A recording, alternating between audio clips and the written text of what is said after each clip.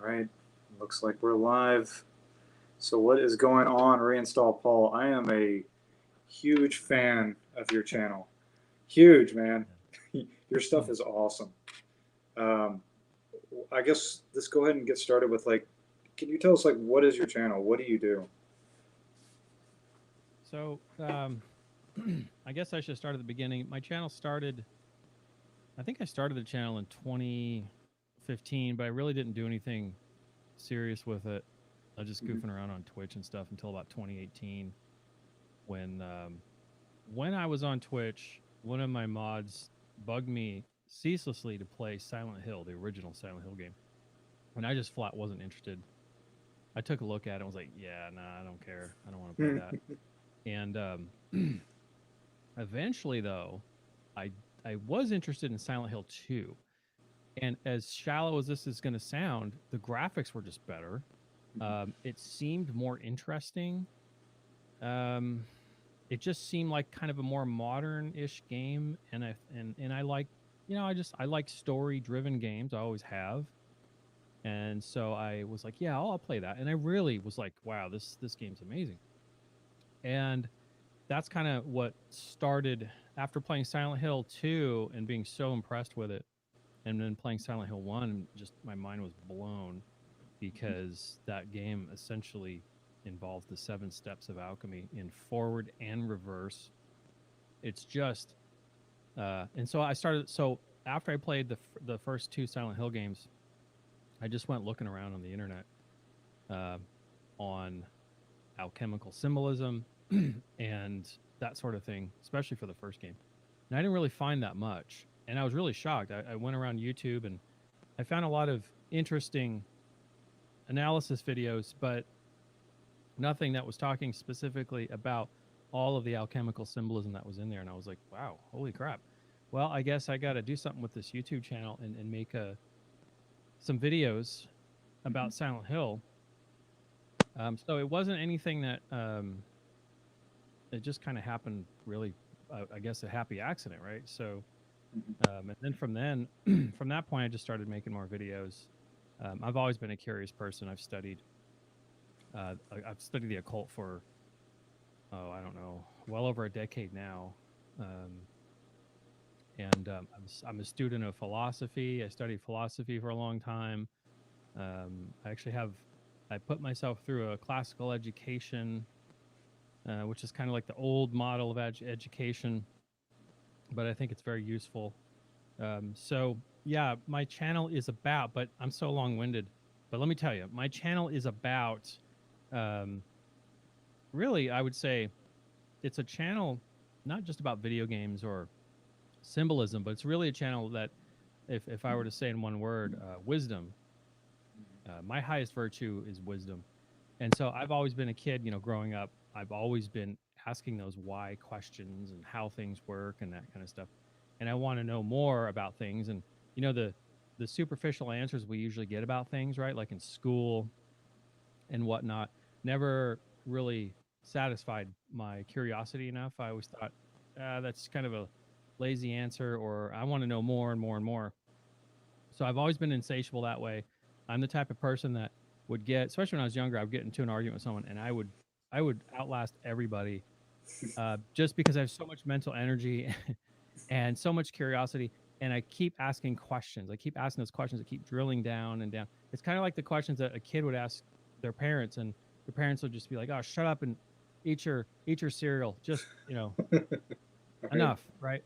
So that's how I've always been my entire life. So I kind of apply that crazy mental energy to my channel and explore different topics. But really, with the community and everyone that's involved, it seems like the everyone, including myself, we all have that thing in common, and that's wisdom. I think that's our highest virtue for anyone who's interested in my work, and also, of course, a lot of artists and writers and but curious people, naturally curious people like yourself. So I'd say this channel is really about wisdom because I don't want to limit myself to just doing Silent Hill Hmm. videos. I have other videos and a lot of different topics that I'm exploring.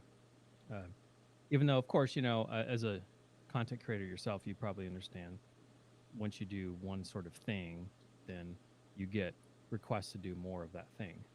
Mm-hmm. But that's not what the channel's about. The channel's really, and in the pursuit of wisdom on my channel, it's not just a passive sort of exercise. It's not just I'm going to watch this and kind of go on to the next thing and forget about it. It's really it really requires, at least for me, in the way I see the world, it does require some participation, some contemplation, because it's beneficial, and not only for me to explore these topics and to learn more and to kind of figure out where the holes in my understanding are and trying to fix them, but also I think it helps with the audience, because a lot of the audience, I get so many comments about uh, they're typically comments having to do with the fact that maybe they were shown a different perspective that they hadn't considered before, or they learned something about themselves, that kind of thing.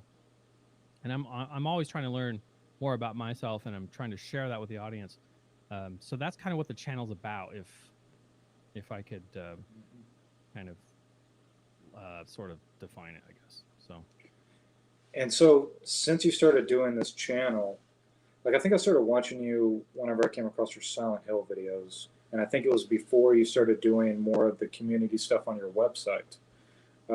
What specifically is exclusive to your website? Because like you've kind of taken this community off of YouTube, right? Or you've extended it into your website. Yeah. So my website is, because I have such like crazy mental energy, and I can it's almost like, I spent 10, 15, 20 years of my life taking in information, learning. Mm-hmm. And now it's like I got to get it all out, and there's not enough hours in the day, dude, to write. And I'm constantly writing, coming up with things, and just trying to figure out how to best communicate certain ideas, certain concepts, experiences that I've learned, lessons, that kind of thing. So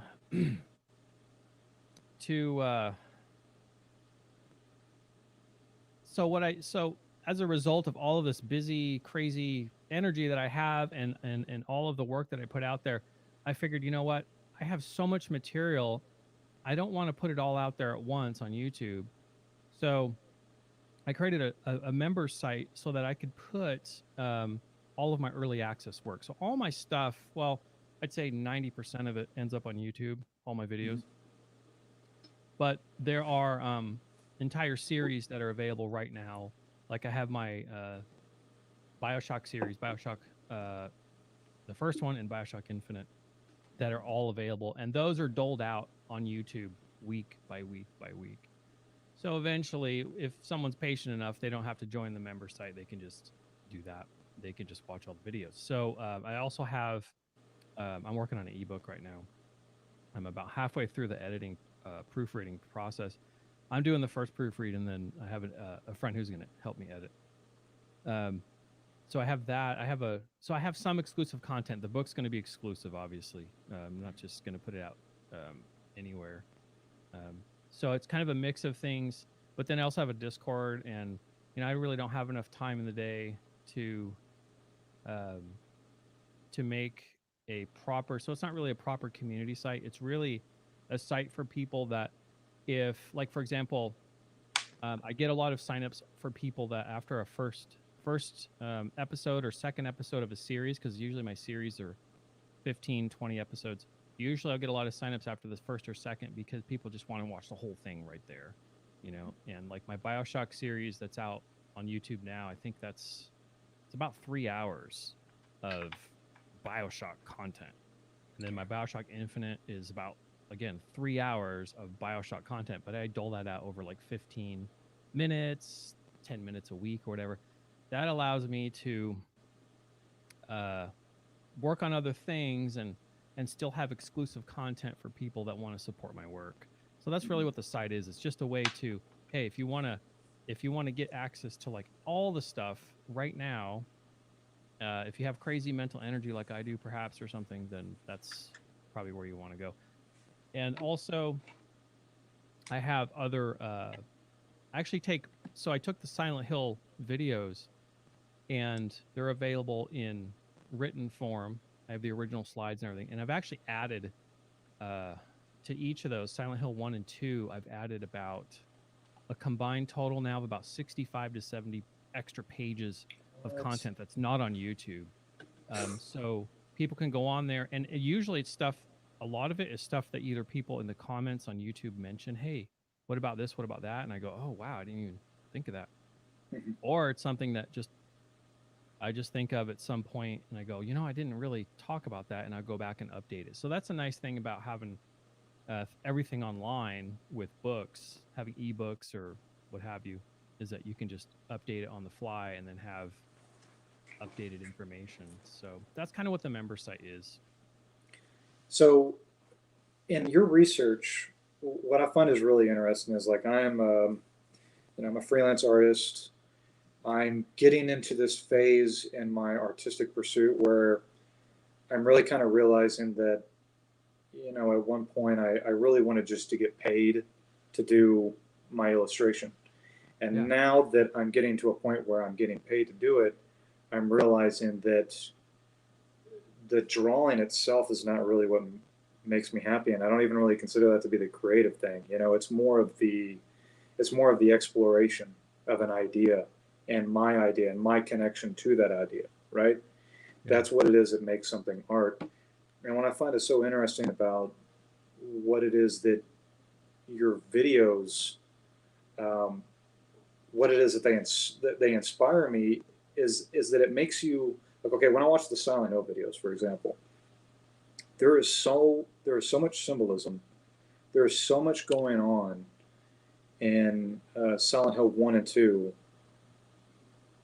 It it makes you wonder how much of this was intentional versus how much of it was discovered. Because Yeah. I've noticed as I've written my own story, I'll sit down and I'll write something, and maybe it'll just be kind of like off the cuff.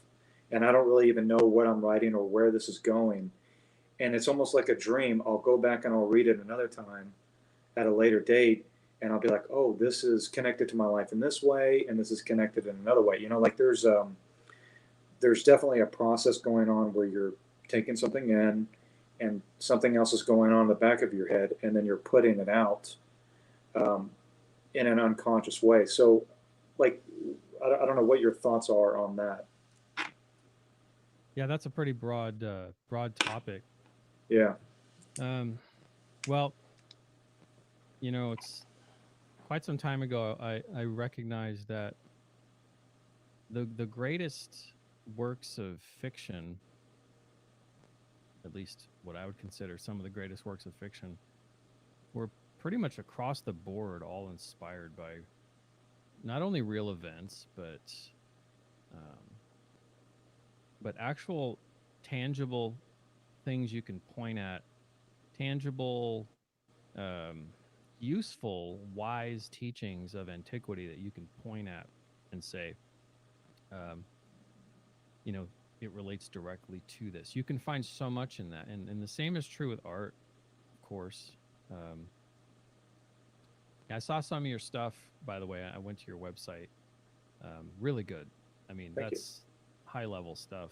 The guy you interviewed, the comic book artist, I forget his name, but Mhm. yeah, high level stuff. Really, really good stuff. But I think any kind of high level art, whatever someone is doing, whether it's graphic art or writing or anything, I feel like the greatest inspirations that I find as a writer myself is from the lessons of antiquity. I keep going back there, and I don't know uh, if it's the classical education influence. I don't know if it's the philosophy. Um, I don't really know. I haven't really thought about it that much, but I just know it's there. I know that it works. Um, and I feel like some of the greatest minds in human history, and when I say greatest minds, you could say not only greatest maybe minds scientifically, logically, because there's such a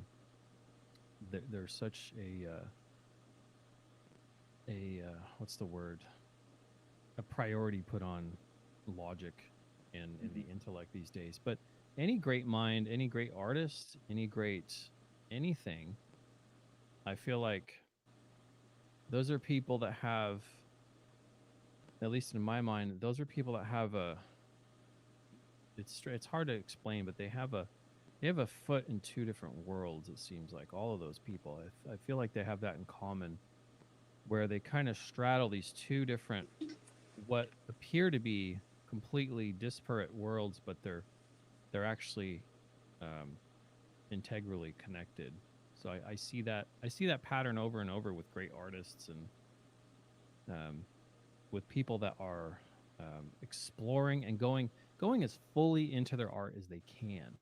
Right, someone that you can see, anyone who is at the top of whatever their art is, and when top is subjective, but you can pretty much tell, even if someone isn't like super famous or well known, because that, as you know, that's not really a measure of talent. But you kind of know when you see someone who is exploring their art as fully and deeply as they possibly can, that those are people that are, they're wisdom seekers. Essentially, they're open. They're as open as human beings as you could possibly be, I think. They're open to all of the possibilities, and I think what you're talking about with, you have this inspiration coming from a certain place. I think if you're just open and receiving it, just willing to receive it, doesn't, we don't have to worry about where it comes from necessarily. As long as we share it, I think that's the important thing. And I think great artists have that in common. They're sharing their exploration. It's kind of like, think about like the shaman in the village who is the psychonaut of the community, right? And he's the one, or she's the one, that's going into the forest alone and finding these plants that maybe they've never discovered before, and just trying a little bit and seeing what happens. That's like the greatest artists among us are people that do that kind of stuff, right? They're going into uncharted territory in a way, and so you have to be able to, you have to have some courage to go into that uncharted territory, and what inevitably comes out is just your authentic self, whatever that is. And it's funny because it's a paradox, because your authentic self is at the very same moment, at the very same instant, what you think your authentic self is just this vague cloud of collective unconscious that you don't identify. At least I don't think a lot of great artists identify with themselves, their small self, too terribly much. But I think they identify more with like this tuning in of the all to kind of get into some hermetic philosophy. So it's a very personal subject too, isn't it? Because it's one of those things that you can describe for hours and hours, but at the end of the day, we all have our own kind of, as creative people, we all kind of have our own sort of take on it. And that's why I think everyone should, it hurts when I hear people say they're not creative, right? Because I'm like, everyone can be creative, and you can, I used to write comic book. I used to draw comic books in school, and they were terrible. The art was awful. I'm not the best artist. I know if with work I could improve, but I would do it just because I was interested in writing stories. It was just an excuse to write a story. But I've always been the type of person to explore creatively different areas, and you kind of have to have some courage just to push yourself a little bit and to explore those areas. And it's funny because once you do that, things happen that you could not have imagined, right? Things happen that you're just like, holy crap. And at some point, if you do it long enough, you realize, well, it has really nothing to do with me, right? It doesn't have anything to do with me. It's just a matter of, are you going to tune in? Are you going to open up to what's coming in or not? That's it. It doesn't have anything to do with me or you or this person is the most amazing person. That's all horseshit, right? It's just a matter of having the courage to open up into and exploring some new territory. And I would even argue that that new territory, it may be new to us subjectively as individuals, but in the objective sense, I would call it home, really, right? It's not really new. It's Hmm. something that the ancients have talked about for a long time. The ancient sages talk about it as if it's just um, where we all come from and go back to, kind of thing. If that makes sense. Hmm. So it's just tuning into something. Now, what I want to call, what to call it, who knows? Hmm. Many religions have been built around it, mystic traditions, whatever. I don't really call it anything, or I don't want to label it. I just want to allow it to happen because it's happening. Can't deny that, whatever it is, right? Can't deny that it happens. So, Yeah, there is something that is happens whenever you kind of tap into your imagination, even when it comes to just the day to day experiences it is that you have. Where uh, I've had this experience where I came across your content. I came across this other guy named Joseph Rodriguez. He's on YouTube. And he talks a lot about, like, he goes through and does like these book summaries of like self help stuff, like Emmett Fox, the 7 Day Mental Diet, and that sort of thing. And he's basically just talking about how once it is that you change your thought patterns and you stop allowing these negative thoughts, you let the negative thought come, but you don't dwell on it. How it is that it's impossible for your life not to change for the better once it is that you do that, right? yeah. And it's so interesting to me that, and this goes to your Magi series, because when I came across that, I was listening to some Joseph Rodriguez videos where he's talking about affirmations, and you were talking about, at one point, uh, the ability to write something was like casting a spell. You know, that's what it Yeah. is. That's what it literally meant back in the day, but we don't think of it now. But that's what it is that we're doing all the time to ourselves, because what it is that we say that we are, we Yeah. will literally inhabit that. Yeah. Go on YouTube and watch any video that introduces magic and they'll talk about intention, focusing your intention on a certain outcome. Uh-huh. And language is basically that. Language is relaying your volition or your intention into a format that can be preserved, transported, right? That kind of thing. That's Mm-hmm. really quite literally magic. So yeah, Yeah, and, and and we overlook that, don't we? We have. I think when the written word was new-ish, then I think people were like, "Isn't this amazing? Look at this. This is really crazy. Holy shit!" People were freaking out, like we were freaking out with like VR, right? mm-hmm. Or whatever it is, like Oculus Rift or whatever. You put one of Mm-hmm. those on, you're like, "Holy shit, this is really crazy." But we've had language now for 3,000, 4,000 years, 5,000 years, whatever it is, and now we're like, whatever. It's just it's Yeah. boring. Language is. I don't want to read. I want to watch videos. I want to put on Oculus Rift, and play games. It's so true. Yeah, we are a ridiculous species of animal. That's we are so ridiculous. Yeah. Mm-hmm. So I think that's why I keep looking back to the lessons of antiquity, and I consider myself a mystic type of person, and I think there's just so much value right under our noses that we overlook every day. It's just, I mean, look at the algorithm and what's popular on YouTube, and that'll tell you everything you need to know Mm-hmm. right Mm-hmm. there, right? Mm-hmm. I mean, how many people are just, for lack of a better word, just miserable because they're just ignoring what's right in front of them, Mm-hmm. right?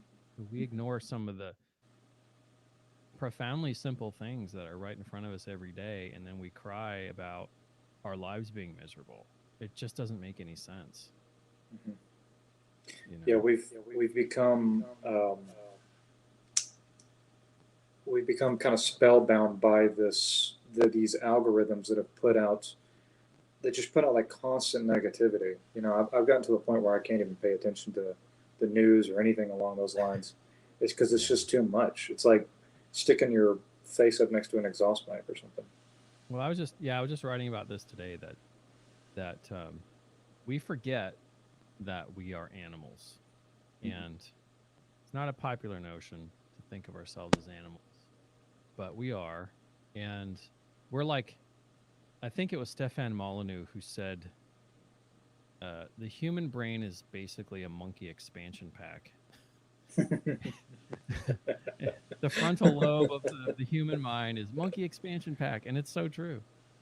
And I feel like there's so much in the algorithm and in news media and everything. I feel like what's really happening is that, let's say if you run a media outlet, you make your money on advertisement. And how do you keep people watching? You sensationalize, of course. We all know this. How do you get people to buy a product? You kind of do the same thing. But what's happening is, what isn't talked about very much is that our a lot of our fears are informed not by our intellect, they're informed by our animal instincts. So I'll give you an example. Um, so in nature, it's not um, it's not a normal condition to have, let's say, 100 sets of eyes looking directly at you of some other creature, human or otherwise. Mm-hmm. Not a normal condition. So in nature, your instincts, if that were to happen, were okay. These creatures, whatever they are, maybe they're people, maybe they're cannibals, whatever, wolves, they want to eat me. Mm-hmm. That's the human animal thinks that. Every animal thinks that. And then if you take that same situation as a human being and you are involved in a public speaking event where you have 100 sets of eyes of humans looking at you, you know, intellectually there's no threat, but still you're nervous. Why? It's because your animal instinct doesn't know, your subconscious doesn't really know the difference between a bunch of eyes looking at you out in the forest versus in a banquet hall. Okay. And so the news media plays this interesting game where, and I feel like the people that run the news media, I feel like they know this. Mm-hmm. Um, when you make something, I think Plato said that you will make an in they you will make a tragedy. You'll get people's attention if a tragedy happens that they feel like could affect them in some way. Now, if we hear about a tragedy that's a million, that's thousands of miles away on another continent, it doesn't affect us as much as maybe a tragedy that happened in our town. And I think he was definitely right about that. But I think what the media does essentially is to, whether they're doing this consciously or unconsciously, they're preying on the animal instincts of human beings. Because if you think about all the news stories that get the most play, it has to do with the number one strongest instinct in human beings and all animals, and that's survival. So just think about every news story that's like a big to do, and it probably has something to do with human survival. Someone died, there's disease. Coronavirus is a big thing. That's so anything. If you play with that survival instinct and put it in the news, you're going to get a lot of attention, and that's what sells. And that's why there's all of this doom and gloom and that stuff. Not because intellectually, we all recognize intellectually what's happening really. They just want attention, and they're making money. The more eyeballs they get on the screen, the more money they make from their ads. We get that. But what we don't understand is that our survival instincts are being triggered when there are stories in the news about some big tragedy, coronavirus or whatever. I'm not saying that those aren't legitimate dangers, but I'm saying that the more that those are triggered, that actually informs our intellect, and we don't even realize that's happening. It gets us thinking and talking about it, but that didn't come through the intellect. That came through our animal instincts, and it filters up into the intellect, and we don't understand that connection. A lot of people don't understand the connection between the intellect and that the intellect, or what you may think or what you pay attention to, is actually informed by your animal instincts. It's not so it's not initiated. A lot of times things through the media are not initiated at the level of the intellect. They're initiated at the level of the animal instincts, the subconscious. Yeah. So does that play into anything it is that you do as far as like streaming and that sort of thing? Do you even Yeah. think about that? Do you get freaked out? I think about it in terms of communicating how it works. Yeah. Okay. Yeah, absolutely. And it has crossed my mind a few times in my Silent Hill, especially I think Silent Hill 2. I think about it a little bit. And I know that the Silent Hill audience, and I'm a Silent Hill fan, but I feel like the Silent Hill audience really needs to understand that how they feel and think about a lot of things is actually initiated and informed by their animal instincts, and they may not realize that's happening to them. Like if I wanted to manipulate someone, I would play on that, right? I would play on those animal instincts because that's what gets people's attention. That's the algorithm. That's what's really fueling a lot of the attention, really, if you think about it. The doom and gloom stuff, anyway. There's a lot of other things that are just happy distractions, which I'm a fan of as well, right? So I'm not here to say I don't watch. I watched a video of a cat wrestling with a coyote. It was the most amazing video. I sent it to everyone in my family. I was like, "This is amazing." So, Yeah. So do you think there's a way to I guess what meditation is trying to override that instinct, that animal instinct? I don't know. I think it's trying to tune into it, really. Okay. At least the way I've meditated. I'm not a sitting meditator. I've said this many times publicly. I just if I sit and meditate, it's not intentional, and I don't realize I'm doing it if it's happening at all. So I couldn't tell you how much I meditate sitting down because I wouldn't be aware of it. But my intentional meditation would have to do with walking meditation. So a great place to do that, obviously, is somewhere in nature. I'm a big fan of Japanese gardens. I talk about Japanese gardens all the time, and I recommend if anyone has a good Japanese garden in their town, go visit it. Get the tour. It's one of the most occult, esoteric places you could ever go in your city that is open to everyone. I would even say it's more esoteric, more occult, and will teach you more than your average Freemason lodge. Really? Yeah. Based on what I know about the Freemasons, yeah. So what specifically do you glean from the Japanese gardens? They're designed, I don't want to spoil it. I don't want to put too much out, but they're designed to bring all of your senses out into focus. So that you are focusing on sense experience and you're being right here, right now kind of thing. You're not thinking about what am I going to have for dinner later? I wonder if I locked my car. All this crap. It's an exercise. So it's an exercise in just being in the moment. It's an amazing sort of. So those are the kind of practices I'm a big fan of because, as opposed to sitting down and going, okay, I'm going to sit down now. I'm going to get my pillow. Going to do my meditation. Instead, I like the practices that are a little more spontaneous. Like you don't have to go to a Japanese garden, for example. You can get up, go for a walk, leave your phone, and go into the park Hmm. And you might look ridiculous, but you go up and like touch a tree, break some bark off, look at it, walk around, just like study your environment. And I feel like we can learn so much from the Japanese culture, for example, because they venerate nature like I don't know any other culture. I'm sure there are plenty, but they venerate nature in such a beautiful way, and so much so that they've got things like these amazing Japanese gardens.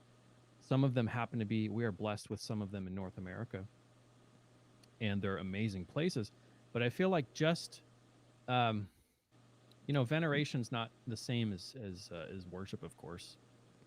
It's not like it's really just getting yourself um, kind of reacquainted with your higher self, getting your lower self reacquainted with your higher self, if that makes sense. That's kind of the way I look at it. So it's So not do, like a religion. so do you look at like any kind of occult teaching as basically being about that, about connecting your higher and lower self? Yeah. Absolutely. Okay. Absolutely. So how does alchemy play into that? How does like the symbolism of alchemy, like connecting it back to Silent Hill? How does that? Yeah. Well, now there's so many different takes on alchemy. Hmm. I just finished, well, about a month ago, I finished the final chapter of my book, and it's about alchemy. And I thought I knew about alchemy, but not really. And one thing I learned is that there are so many different takes on alchemy. So it's in this day and age, it's really difficult to quantify. I found one guy who he has an amazing channel and he has an amazing website, and it's all about classical alchemy. Mm. And I believe this gentleman's somewhere in the United Kingdom. And I sent him an email asking him questions, specific questions.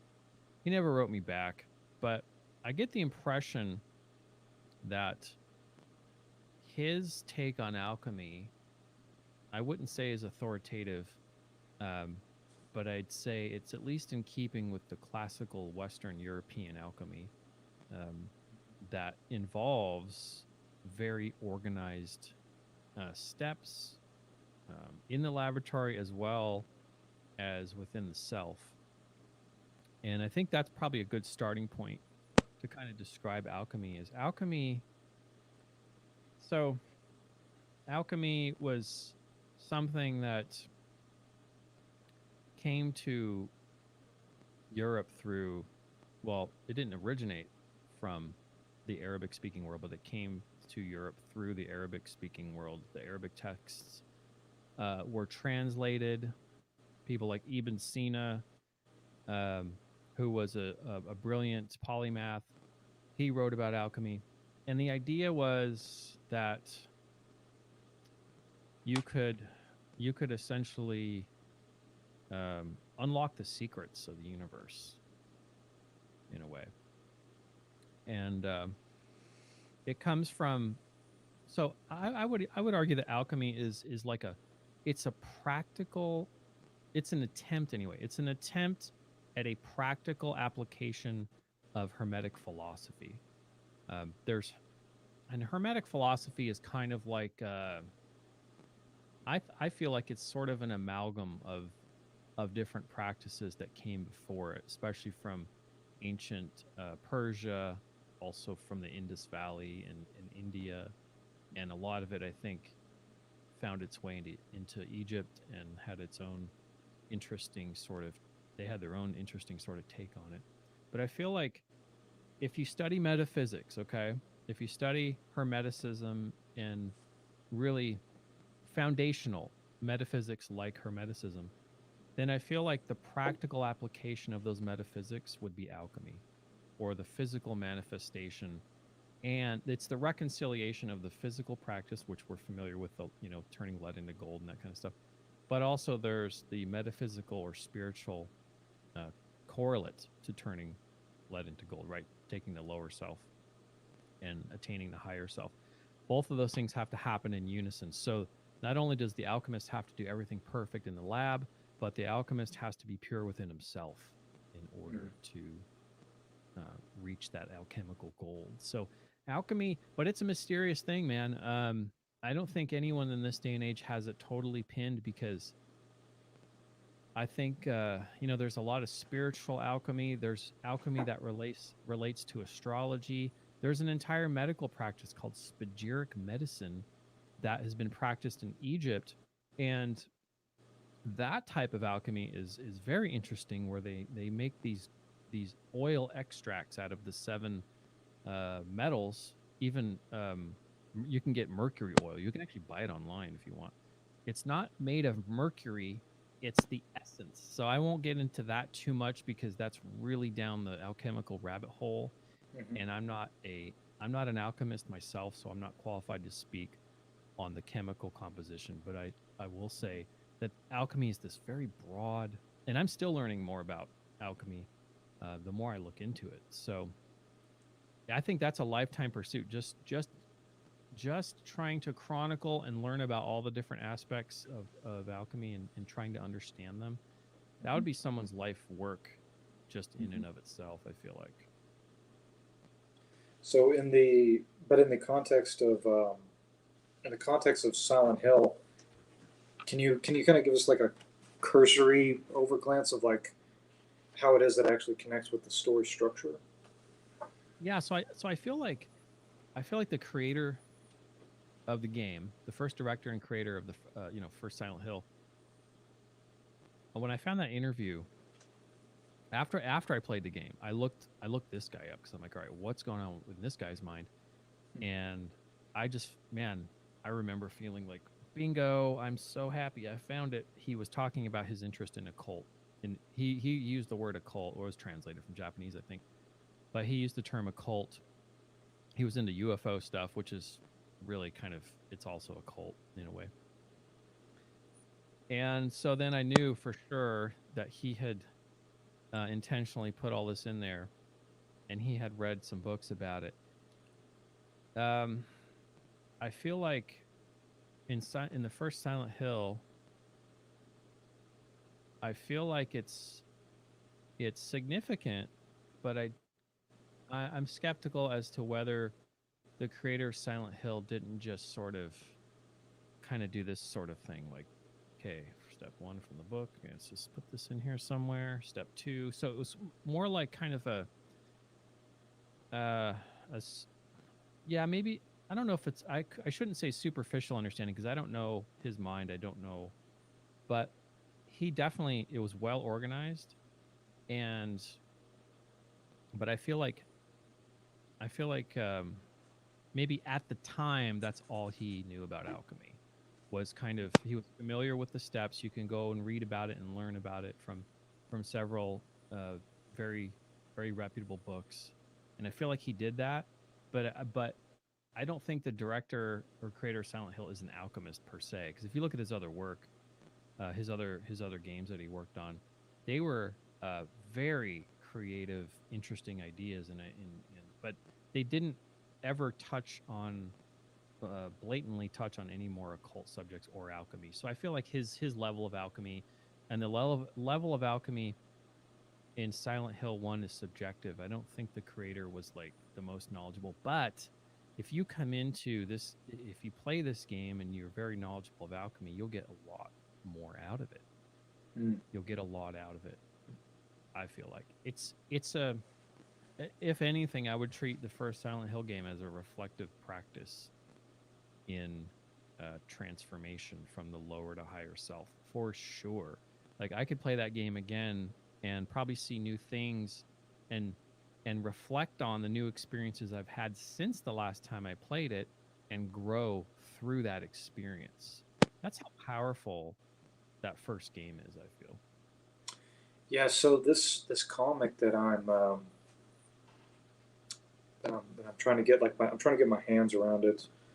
The story is very much inspired by the original Silent Hill, to the point where it's going through a phase where I'm still trying to figure out what it is, and so I don't want it to be too close to the original Silent Hill. But what it is that I want to take the inspiration from is what it is that you're saying, as far as like the occult, the I want to Yeah. make that a part of a part of what it is that I do in general, because I like the way that you're describing this process. But it's interesting that you're saying that the original game is a progression from the lower self to the higher self.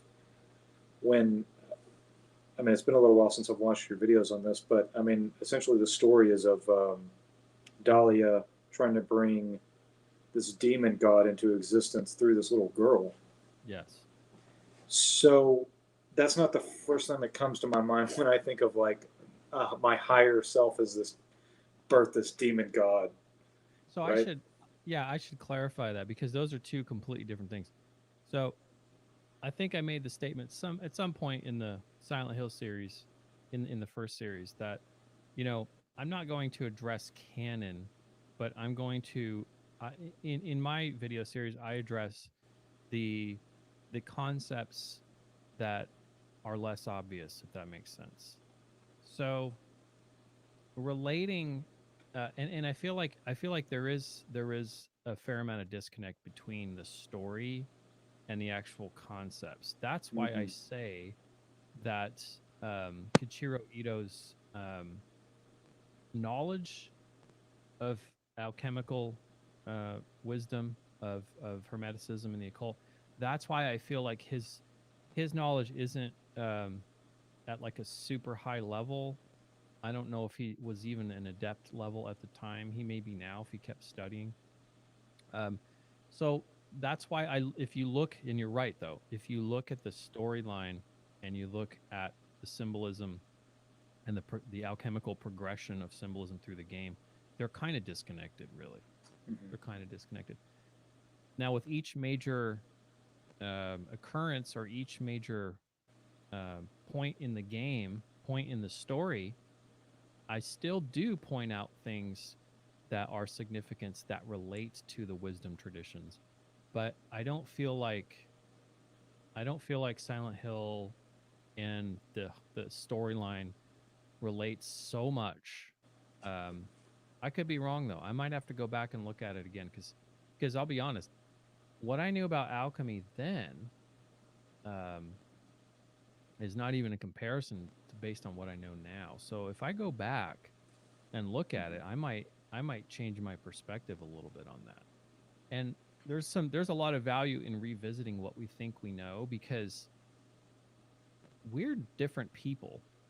You Mm-hmm. know, I'm a different person than I was even like last week, for example, and I've definitely had more life lessons and have learned a lot more about hermeticism and alchemy. So much so that I feel like if I went back to Silent Hill 1, I probably would see it slightly different. I wouldn't see it quite the same. And I think that's important for anyone who's a wisdom seeker to not only acknowledge but to appreciate that what I know now isn't going to it may who knows, it may completely fall down in a year, 2 years, 5 years, or Mm-hmm. whatever. And that's that's that funny thing when that's when people say, well, you said this back then, you know. That's the hilarious thing that we need to kind of acknowledge about ourselves is that we don't have all the answers, and that we may very well have a different perspective later on, but it doesn't invalidate the perspective we had at that time. So there's Mm-hmm. no shame in that. There's no like, oh gosh, I feel like such a blah blah blah. Mm-hmm. We go with what we know at the time. We do the best we can with what we have, you know, at that time. So I feel like, and I've said this before to many other people, that I feel like Silent Hill, both of those games, the first two, are really a gift that keep on giving. And I feel like there's people that are going to come after me. When I say come after me, I mean analyze the video series after I do, that are going to pull out some even crazier stuff that I never even thought of. I feel Mm-hmm. like that is because I feel like there's more. There's even more than I'm able to get out of it. And I feel like it'll just take the right person to do that. Yeah, those games are just on such another level. They really remind me of the Kubrick movies. You know, you go through like there's a couple of guys that I follow. There's a guy named, oh crap, I can't remember his name. It's Collate Learning is his channel. I'm sure you've heard of it. But he does breakdowns of all of Kubrick's movies, and he'll go through The Shining, and he'll pull things out of it that you would never even have thought of, you know. Yeah. So as far as like the as far as the your growth of like the alchemy of your understanding of alchemy, what kind of text would you recommend? What kind of channels would you recommend for that sort of thing? There is, well, like I said, it's kind of a wide, uh, vast area. It depends on one's specific interest. I feel like spiritual alchemy is probably the most beneficial, the most Hmm. relevant. So I always would recommend reading Carl Jung. Okay. There's so many good books that he wrote. Man and His Symbols. I think his last book has the word occult in the actual title. That's one thing that long, long time ago when I was learning about Carl Jung, when I was not initiated, or not as I was uninitiated into the occult at that time, that I learned about that book, in it was like, I think the book's called like Psychology and the Occult or something similar. And I was like, really? That got me really interested. And I'm like, psychology and the occult, huh? How are they Hmm. related? And so I feel like spiritual alchemy is worth learning about, and I feel like the gateway would definitely be through psychology for a lot of people. And I feel like philosophy is another good avenue. I like to talk about entry points with alchemy because it can be such an overwhelming topic that, if, let's say, if you sat down and started reading the 7 steps of alchemy, you'd just be Hmm. like, what's going on here? Why am I doing this? This doesn't make any sense. You need like a frame of reference, or you need an entry point that kind of uh, gives you some more solid footing, Okay. I guess. Another book, which my book's actually based on, my book's probably going to, I don't know, come out for on my member site in a couple more weeks, maybe 3 weeks. But my book covers a lot of the book called the Kybalion, and it's a very concise, very short book written in like 1925, and it was one of those books that was authored anonymously, although we probably have a good idea as to who the authors were, or the co-authors. But that book is kind of a that's a very special book, um, because it's one of those books that I think it's maybe 48, 50 pages or something. It's just really short. I have a copy somewhere. It's a small little book, but it's one of those books where you can read one chapter, set it down, and spend 2 or 3 years just trying to understand, or trying to prove the concepts to yourself. If you're just starting, I probably wouldn't recommend that book.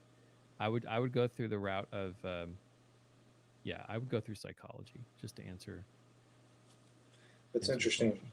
That's interesting because Joseph Rodriguez covers that book, and I've listened to his talk like once or twice. And I mean, to be completely honest with you, nothing really stands out because I've listened to so much different stuff, so it's kind of hard for me to recall it. But it does seem very esoteric. Seems I'm like it talking would be about the pretty. Kybalion. Yeah. Oh yeah, yeah. So I try to explain the Kybalion, um, in my book, and I know it's going to leave. I think I did okay in some areas. In other areas, I might have to, second edition, third edition, fourth edition. Mm. But here's the thing.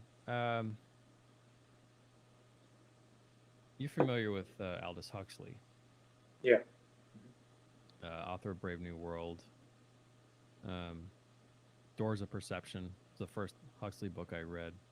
I listened to that. Um, I think he recorded that book. Mhm. Yeah, I think he recorded an audiobook. Um, so Huxley, talked about the difference between knowledge and understanding. Mhm. And he was introduced to this idea through, I'm pretty sure his friend Judah Krishnamurti uh, introduced him to this idea. And Krishnamurti is like one of my biggest influences. I was just telling somebody, I think today or something, I sent a Krishnamurti video in my Discord. I put that in there, and I think I commented that Krishnamurti kind of reminds me of my mom. Don't ask why; it's weird, but it's I don't know. But anyway, I think Krishnamurti, he was friends with Huxley, and he basically told Huxley about um, this is approaching areas of like the illusion of self and language and that kind of stuff. But he basically told Huxley, he explained to him the difference. And I think Huxley grasped it really well because obviously he was a brilliant man. And he also ventured off far beyond the realms of his lower self into the higher self. Especially, he wrote about his experience with his first experience with mescaline. And it's sounded to me like he had a glimpse of enlightenment at that time too. But there's this idea between there's this kind of divide between understanding and knowledge that I don't think most people are aware of, and I think it's important that we always address this divide, because we inherently we know, like once I explain it to you, you go, oh yeah, of course, and everyone will understand it. But we forget. That's the thing. There are things that we can understand, that we can grasp really easily, but we just forget them. They're right under our nose. We take them for granted. We just forget. And knowledge versus understanding is a big one. So knowledge is this idea that well, it's not really an idea, but knowledge is information post facto. It's information that is recorded after something has happened in real time, in reality. If anyone is interested in an amazing illustration of this idea, you want to look up, what is it, Ian McGilchrist. He's a psychiatrist. He's brilliant. He has a video on this. It's called just Google search the divided brain, and you'll find it. But okay, so just imagine you're walking through a forest, and you're in the now, you're in the moment in the forest, okay? And just imagine that you're there right now. Your senses, what you see, what you feel, what you smell, what you touch, what you're experiencing, how you're interpreting your reality, all of that is understanding, okay? It's basically you're the focus of all of this experience coming into you. You're like the focal point of experience, right? We generally understand that we inhabit our bodies, and really, like, we don't inhabit others' thoughts or others' experiences or feelings or what have you, but we feel like approximately, the experiences and the thoughts I have in an approximate human sense are the same as yours, and it's the same as everyone else's, right? But we know that there's a difference in that I can never really inhabit your thoughts, and vice versa. And so when you're the focal point, so we are our own unique focal point of reality. Just we're all just kind of individual focal points of. It's the lighthouse analogy, right? The light. In my BioShock series, I get into the lighthouse analogy, and it's like I blew my own mind up trying to like understand it. I read a paper from, I forget her name, but she was a brilliant psychologist, and she was a Jungian psychologist, and she talks about the lighthouse in relation to individuality and the collective humanity and individual humanity. It's absolutely brilliant. But I'm so glad I came across her work. But this idea of knowledge versus understanding is so critical, because if we don't recognize the fact that we have, so understanding is basically my experience, right? My individual experience is my understanding. I can't translate that directly to you. And you can't take your individual experience, which is understanding. You can't take any of that. You can write in a book for you can write a book that's 1 billion pages long. It's never going to approach. It's never going to be translatable into my own understanding. Does that make sense? Mm-hmm. Yeah. So we always, and it's something that's so obvious, and we know, we all can grasp that idea that knowledge is something that happens after the fact. Knowledge is something that's written about. Knowledge is something like, I'm telling you about this or that experience. I'm giving you knowledge, but I'm not giving you understanding, right? You internally can take knowledge and translate it. So there's an alchemical process happening right there. You're translating it into of your own understanding. Mm. Does that understanding align with mine? Maybe, maybe not, but we have no way of verifying it. That takes us back to the philosophy and the problems of, you know, some of the old debates of philosophy when it comes to consciousness. But my point is, I'm always constantly reminding myself and trying to remind my audience, hey, listen, I may understand certain things and I may be able to put my understanding on paper, but that doesn't mean it's going to be a 1-to-1 ratio, a perfect translatable ratio of my understanding into knowledge on, let's say, a book, and then you read it and you understand it in your own way. That's not a 1-to-1 relationship. Does that make sense? It's not fully translatable. We know that consciously, and it sounds kind of obvious, and it is, but it's one of those things that's so simple that we just take for granted all the time. And so I try not to take that for granted, and I think it'll benefit anyone, like you as an artist, myself as a writer. When I constantly remind myself that when I'm writing, then that means that I have to work extra hard at double, triple, quadruple checking how I am communicating this information so that the audience can have, hopefully, slightly a better chance at grasping the concept, at least in a general sense, and translating that understanding into something that may not be the same as mine, but is practical and workable and beneficial in their life. Does that make sense? Mm-hmm. Mm-hmm.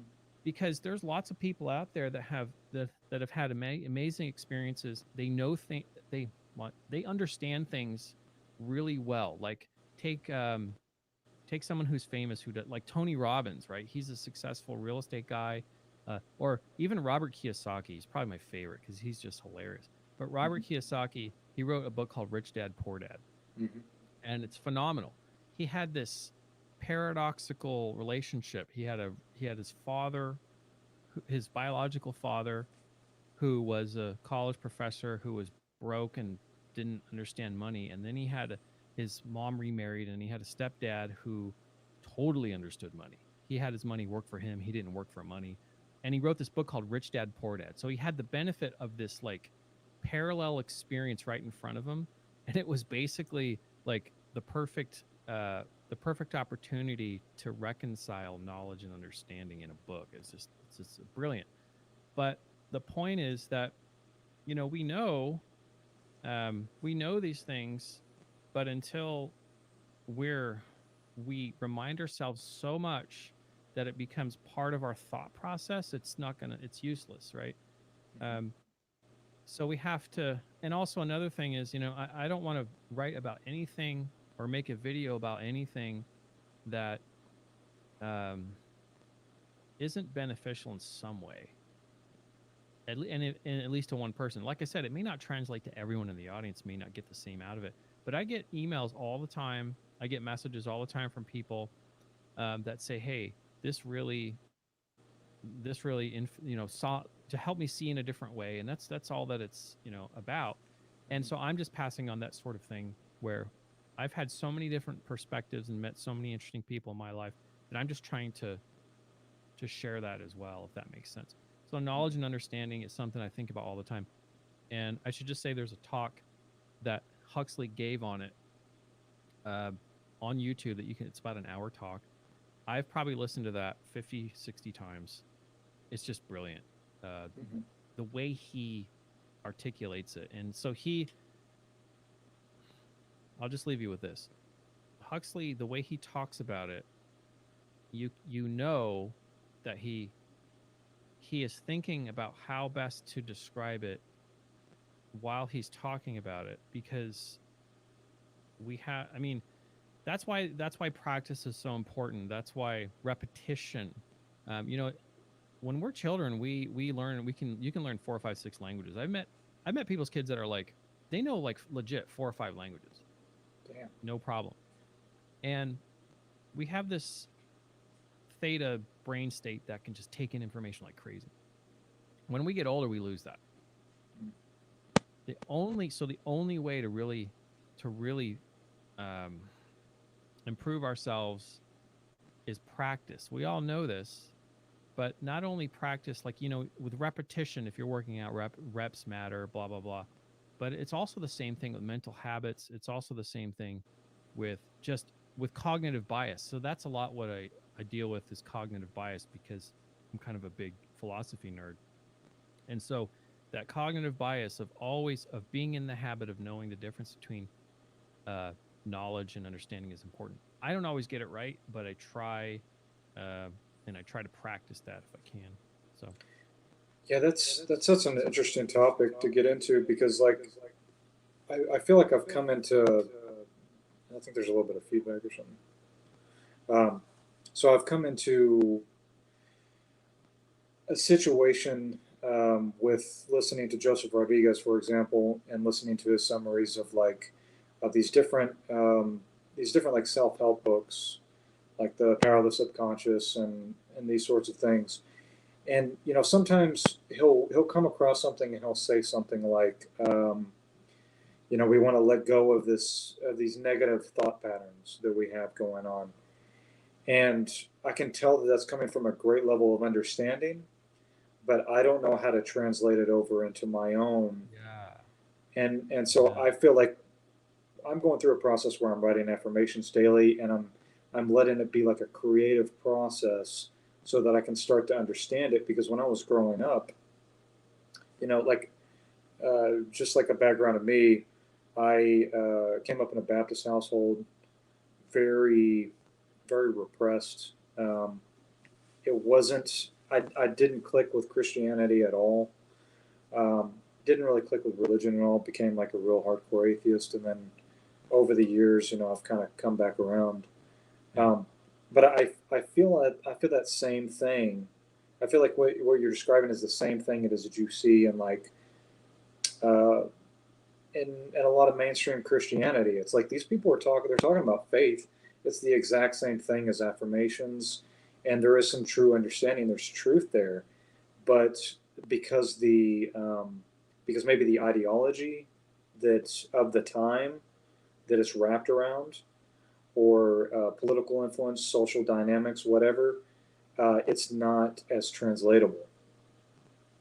Well, You know. that's just it. Is they completely don't know the difference between knowledge and understanding at the Mm-hmm. church, because if they did, then they would embrace the operative theology of the flock. Operative theology meaning finding your your own unique connection with the higher self, with the divine, the spiritual.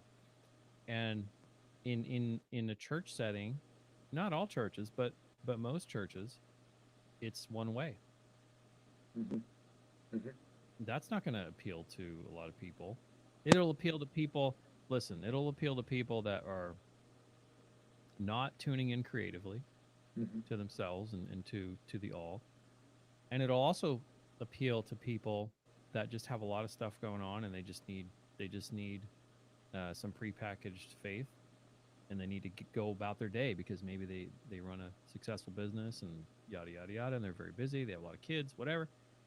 So it makes, it has its place, I suppose. But that's why I keep looking to the religions of the East, because there isn't that same requirement that you do uh, this and this and this. There isn't the same level of obedience or any of that stuff in the Eastern religions. Um, the Parsi people spend more time. Parsi is like Zoroastrian, which is like super ancient, um, old Persian religion. the Parsi people pretty much fled Iran, or it was Persia at the time during the Islamic Revolution, and they went to northern India.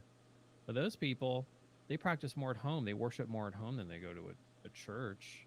At least that's my understanding. And there are so many different temples, like in India, for example, where let's say you go to a temple of Shiva, but the people that go to this temple, they venerate all the other deities from the other churches. They venerate each other's deities. It's not like a big deal. And if you start your own thing, no one's going to bat an eye because it's I feel like they've had time to sort all that out, right? Because let's be honest, Christianity and Islam are pretty new religions, really, if in the overall grand scheme of things. Especially Islam, it's only like, I don't know how old, 1400 years old or something. So we have to understand that I think that's largely what that accounts for the bitter taste or the poor taste in people's mouths when it comes to organized religion. It's like, well, everyone understands something slightly different in their own different way, but we don't account for that in institutionalized religion, right? But let me tell you something. I see more and more. I'm the type of person that I'll go to any religious practice, any church or whatever, just to see what's going on. I've been to so many different services, and I'll tell you, one of the last places I went to was like Interfaith, and they're embracing that idea, and that is changing in a lot of churches. They're embracing this idea where there isn't just one playbook and you have to do it like this. They had like Korean Christian cross. They had the Star of David. They had all these different syncretic cross religious symbols from all these different faiths on inside in the interior of this church. And I feel like that is that's more the way to go, is let people sort of. And let me tell you, that idea is already been in India for a long time, because those religions have been there for so long that people have had time to sort that stuff out, and we're at that stage where we're just starting to sort that out as well. And a lot of people like myself, a lot of people are coming full circle to the idea that this having a religious practice isn't a bad thing. It's just we got away from the institution, rightly so, but to have a daily practice, to have a weekly practice even, I feel like it's beneficial. And if it benefits, the thing is, it's like, if it benefits you, that's all I need to know, right? I don't need to ask a whole bunch of questions and get skeptical and all that kind of stuff. If it benefits me, it helps me get through the day, great. Yeah, it seems like, especially over the last 10 years, the idea of meditation, yoga, these things have become widely more accepted. I've heard it described as almost like Buddhism. It's kind of like it's not really, I guess, a religion. So it kind of just permeates any culture it is that it gets introduced to, and it just kind of becomes a part of the culture. It just becomes another aspect of it. So I got a question for you as far as you said you've been to like Buddhist services and that sort of thing. So what has your experience been as far as being like a Westerner and coming to like a Buddhist service? Because I've been to meditation retreats, but I've never been to like, an actual temple and that sort of thing. Well, the first one I went to was it was a very Zen Buddhist experience, because I was living in Portland at the time, and Portland, Oregon, not Portland, Maine. And I looked this place up, and I go, oh, that's actually not too far from me. So I walk there, and when I walk there, and I get to the place, I look at the doorway, and I see a sign, and I see that the place has moved. Right. So I figured, okay, I can check that off the list. That's about as Zen as you can get. But no, they're very. So I, recently. Um, I went to a Baha'i uh, uh, service, and Okay. the Baha'i faith is there's this there's the Indus Valley, or this there's this region between Persia and India to this day, Iran and India, that is just this like hotbed of all these religions. But the Baha'i faith, they're the one who's their prophet is the Bab, Bhab or something. But he's a 19th century figure who was considered an enlightened person from India, and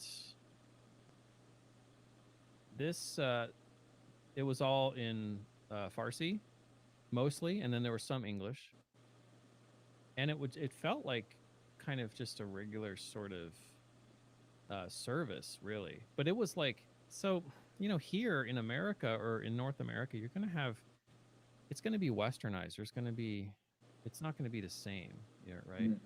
Now, I haven't been to Asia. I feel like I belong in a place like India or something. Although all Mhm. my friends are telling me, my friends that have been there, but like, you don't want to go there. It's a hassle. Everyone's going to hustle you. They're going to see a white guy and go, hey, but whatever. Um, so that was my most recent experience, was in a Baha'i service. It felt like it was, it was primarily a different language, but otherwise it kind of felt like any other service, really, Okay. if that makes sense. Okay. Um, I I was at a music festival, really a spirituality festival that happens in the well, it's the last one they did before the pandemic in Southern California, called Shakti Fest, and they do an opening ceremony, and that was really cool. It was a fire ceremony. There's lots of fire temples in India, Hmm. and it was they had a Buddhist monk there, and he was smudging everyone's forehead with the ash. Mhm. It's interesting how the Catholics do that too. Makes you wonder. So many parallels. But that was an interesting ceremony. But again, yeah, it didn't feel any different than like any Catholic ceremony I have ever attended, Mhm. or anything at all. It wasn't. I guess it'd be kind of a letdown Mm. if someone is expecting some kind of like, sitting on a carpet and just, or on a pillow and just feeling this enlightened. It's not really like that. It's kind of hard to be immersed in the experience when there's like an Arby's like right around the corner. You can just drive by it on your way home, right? Yeah, thankfully this one was in the middle of the desert, Okay. and it was just a bunch of like, um, for lack of a better term, a bunch of seekers and hippies around, Uh-huh. which was fine by me. So Yeah. Have you been to like any 10-day retreats or anything like that? that's probably the closest spiritual retreat I've ever done was probably Shakti Fest, and that was like 4 days or something. And, no, I've never done like one of those. No, not at all. What is Really? that like? Yeah. So there's a guy who came from India who came over here and he started a whole bunch of them. They're just like the Vipassana retreats, teaching the traditional Vipassana meditation. 10 days silent, no speaking, I no. like that. Yeah, it's. I mean, you definitely come in contact with your subconscious in all these very strange ways. I was actually planning on going back and doing another one here pretty soon. It's interesting, like you. So they basically have it set up to where it is that you get up usually like around 4 or 5 in the morning, and they have a selective period where you can come and meditate, or you can keep sleeping if you want. and then about 7, everybody gathers in the hall, and then meditate after eating breakfast, and then you have an afternoon and an evening, and then there's a video from Goenka, a guy who started these retreat centers. His story was pretty interesting because he was this business mogul type in India. Had never meditated. He was getting into his 40s. Um, he was taking morphine to deal with these crazy headaches that he was having, Hmm. and his friend recommended that he go on a retreat. And he went there, and he said, like, after the second day, he was already packing his stuff. He was just like, "This isn't for me. Like, I'm not going to do this." That would be me. Yeah, That would totally that's be a, me. that's how everybody feels. I'd be like, Um, this isn't weird enough for me. right? Where's the acid? Um, but he ended up staying. His friend talked him into it, and then it had such an impact on his life that he just started these centers. I know there's some everywhere. Like, I'm in Texas, and there's one about an hour away from me.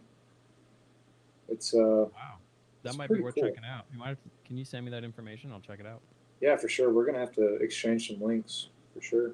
Yeah, that's cool. Yeah, yeah, man. Did you want to keep going, or I don't want to like take Yeah, up all your time? I'm good for a while. Yeah, for sure. Okay, cool, man. Yeah. So, so you've never done a 10-day retreat, but I assume you've probably done some psychedelics, probably. Maybe here and Maybe, there. I might be on maybe. some right now. Oh, okay. Oh, right on. I Cool. take them every day. Oh, I'm okay. kidding. No, I'm just no. I'm actually pretty boring. I don't drink alcohol. Um, I drink coffee and tea, Uh-huh. and that's about it. My partner Gloria, she brought home a 6 pack of beer. Uh-huh. It was non-alcoholic Beck's, Eh. and I go, "Hey, is that for me?" And she's like, "No, why?" I'm like, "Non-alcoholic," and she's like, "Ah, shit." She wanted to have a beer. Uh-huh. She bought Just didn't. non-alcoholic. It was on sale, and she didn't see the non-alcoholic on there. So now I've got 6 beers that I have to drink. Hey, they Yeah, taste I'm pretty boring though. exactly. Yeah, I'm pretty. What about you? Are you a psychonaut? I've dabbled in that stuff. I don't know how much I want to like self-incriminate myself on YouTube for Oh, it's all. future law enforcement. Yeah, I've dabbled in that stuff. I think the more and more it is that I go along my path, whatever it is, it's starting to get to just be sobriety. You know, yeah, I don't I don't know. I think in a lot of ways, yeah, I used to be really heavy into smoking weed, and I used yeah, to tell myself that it was helping me be more creative. And I think in some ways it, I think in some ways it does. I think it makes things less repetitive. You know, like when you sit down and you're like, I don't necessarily want to draw. It'll help you yeah. get into it a little more, but it's also, um, I also think it just kind of clouds you. You know.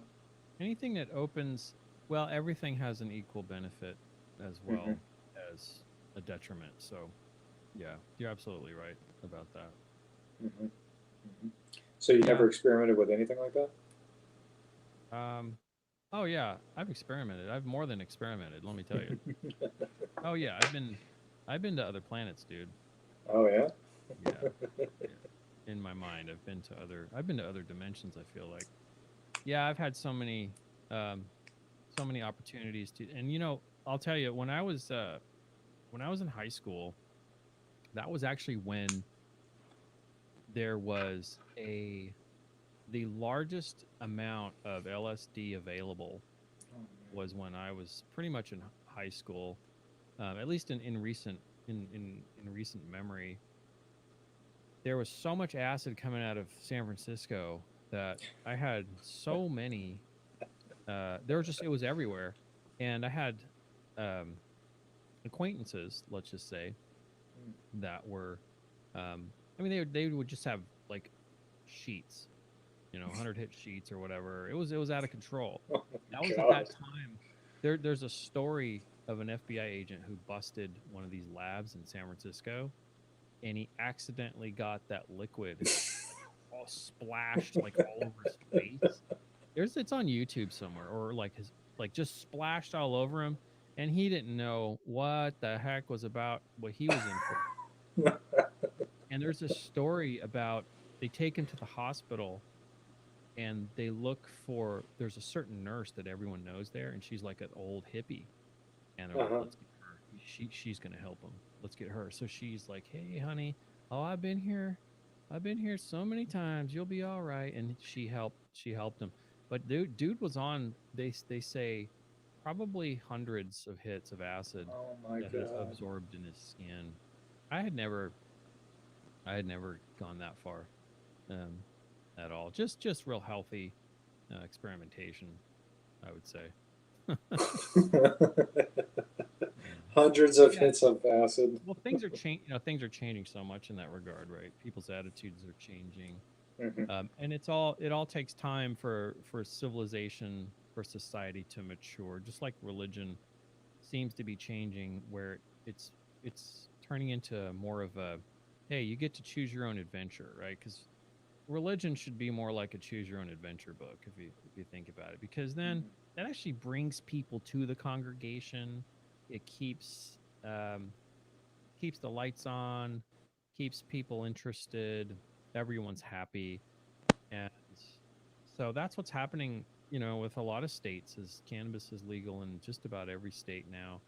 And then you've got, psilocybin mushrooms that have been legal in at least Denver and Washington, Oregon. There's even federally funded research happening, with MDMA, with psilocybin, and they're making considerable progress with, especially with veterans that come back with PTSD. Um, so I think the benefits just can't be denied, and I feel like the stigma. I've never felt the stigma anyway, but I feel like the stigma is after. I mean, our generation and the ones, um, after our generation, the younger generation, I feel like that stigma is largely gone. I think it's just the older, the boomer generation that is like 90% of the federal government, the legislature.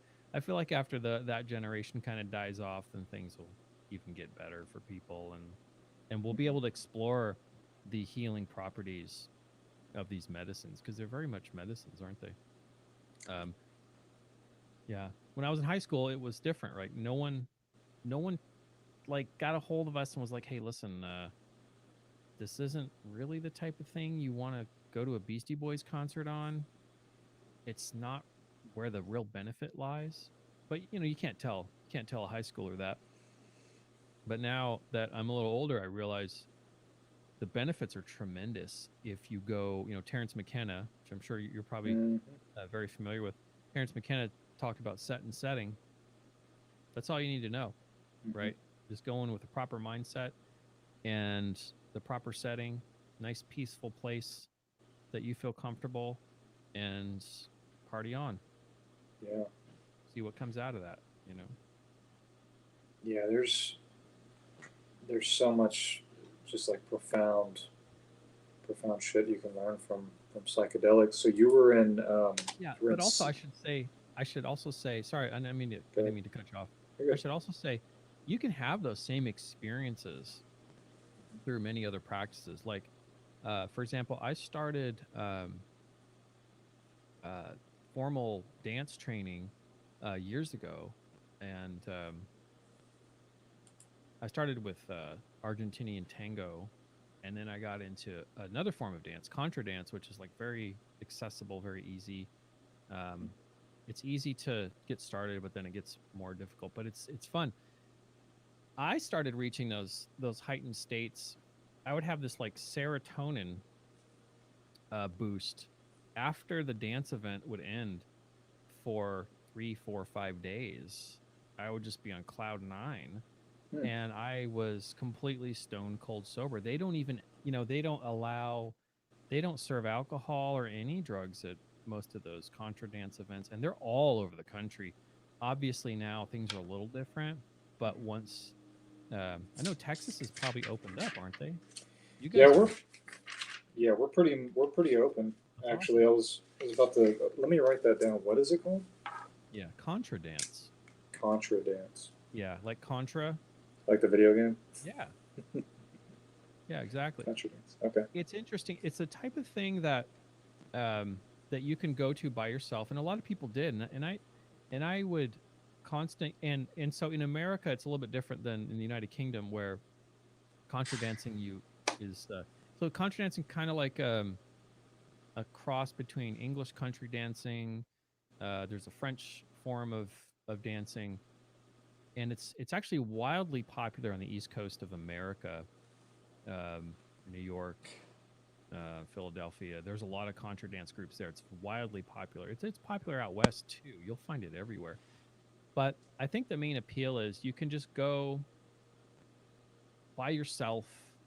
I met a lot of married couples that or just married people that go by themselves, and you have, and you dance with every single song, you dance with a different partner, and you meet people, you're socialized. You also practice eye contact, which is very lacking in our culture, I think, is eye contact. And Hmm. so, and I had a problem with that in the beginning, dancing with women, um, maintaining direct eye contact when you're dancing with each other and that kind of thing. You get better, but that's one of those things that's like it does wonders for your confidence. It does wonders for um, just your general Mm. demeanor, I feel like. So Okay. that's one activity that I probably don't talk about enough that I probably should recommend. And that's again, that's you do that stone cold sober, but it activates serotonin big time in your body, and you feel it many days after. And you're like, damn, I'm just like so happy right now, Hmm. and I don't know why. Oh yeah, it's because I. And then you look forward to the next week. Oh wow, in like 3 days we're gonna contra dance. That's how I met my partner. We were both single, and we met and we danced. I don't know how many times we danced together before I asked her out, you know, but many times. And I would just socialize with her like everyone else, like all the guys I'd see there and the women, and it was just a big social event, perfectly wholesome, and it was just about dancing. That's it. And Hmm. everyone would dance and go home, and that's all it was. But you could tell everyone there was getting the same benefit, and it's this like amazing feeling. You just feel so good. You feel like everything's right with the world after you spend a couple hours. Uh, any kind of dance, really, any kind of physical activity. But dancing, I would say, has even there's reasons why every culture around the world has forms of dancing is because it's effective, even more so than other types of social events, because there's like this real connection happening. And I feel like especially the old world cultures of the West, like in Europe and the United Kingdom, they really um, they have all these different forms of dancing for a reason. It's because people need to feel connected to each other, and it just feels really good. So Hmm. I can't talk that up enough, really. That is something I'm definitely going to have to look into. I because It's I awkward at was. first. Yeah, I ain't gonna lie. It's awkward. It's awkward as hell at Mhm. first. It's okay. My first couple tango uh, lessons and showing up at malongas, which are like the formal dance where you don't really even talk to each other. It's a focus on body language and eye contact, and that's how you can figure out how to ask someone how to dance. You don't even talk. It's such a different realm. It's awkward at first, but then once you get the hang of it, you kind of care. Like for me, I carried that out into the rest of the world, and I had this like I don't know if you've ever met a dancer. Like I don't consider myself a dancer, but a dancer, like a career dancer, Hmm. right? Ballet Okay. dancer, whatever. I've met several dancers in my life. I know people that are like professional dancers. They move different. They have a different presence when they walk in the room. Um, they are super comfortable in their bodies, and you get this really good energy from them. Like this is a person. This is a powerful person. They may not be physically imposing, but you can tell they're very strong in their own power, and it's through dance alone. It's just amazing. So Hmm. cannot recommend it enough. It's an amazing activity. So contra dancing, they're doing tango. That's it's just a No, social form of dancing, or it's okay. sorry, I'm not. Yeah, I maybe I didn't explain it correctly. Tango is its own thing. Okay. Uh, contra dancing is kind of a mix of several different European dance styles. Well, really just French and then English country dancing. It's kind of, and then it's changed once it came over to North America. Kind of changed a little bit, but really it's couples dancing. You just have to see it. Go on YouTube. Hmm. Look, it looks like a hell of a lot of fun, and it is. And at first, so you have a caller. It's kind of like, sort of like square dancing, but square dancing to me, I've gone square dancing, but it's a little more. Dancing's just too disconnected. You don't spend enough time with your partner, making eye contact, interacting like you do with contra dance. But it's not as, because tango's like, Hmm. and you're just close together most of the time, and then there's some you know things, but so it's not as intimate a dance as tango, but square dancing is kind of like, I don't feel like I'm really dancing. I feel like we're just, once in a while you and your partner come together and then you go away, and it just, I don't know, it just doesn't work for me. But contra dancing is like kind of in between. It's like you get just enough Mm. of the contact, but then there's also individual dancing as well. It's so much fun, dude. It's so much fun. Yeah, I Okay. love it. It's really good. Yeah, I feel like I probably definitely need that after this pandemic. How has it been for you? Has it just been life as normal, or Uh, yeah, a lot of working from home, a lot of Amazon Prime. a lot of Amazon? Um, Or do you really do not a this? lot has Do changed. you were you doing this full time? Have you been doing this full time? The what you're doing with your website and whatnot? Content creating.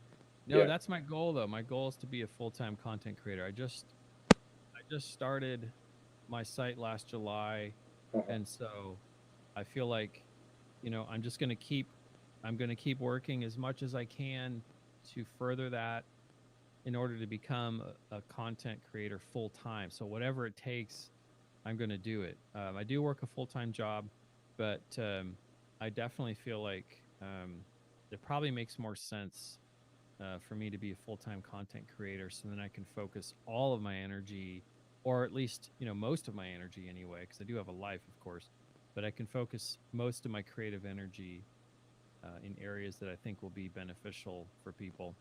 So, Hmm. So what do you do for a day job, if you don't mind me oh, asking? I do. I work in Sell weed. software. Yeah, I'm like a Breaking Bad character, sort of sort of thing. I'm a kindergarten teacher that sells crack. How about that? Is that an accurate description? Yeah, I've worked in technology, and I've worked for software companies for many years now. As soon as I realized I didn't need a college degree to work in technology, then I just dropped out of college immediately. Uh-huh. And once I realized, wow, I can just get certified and kind of prove myself that way. Yeah, I'm out of here, because college was just so boring to me. Hmm. What they were offering Hmm. wasn't.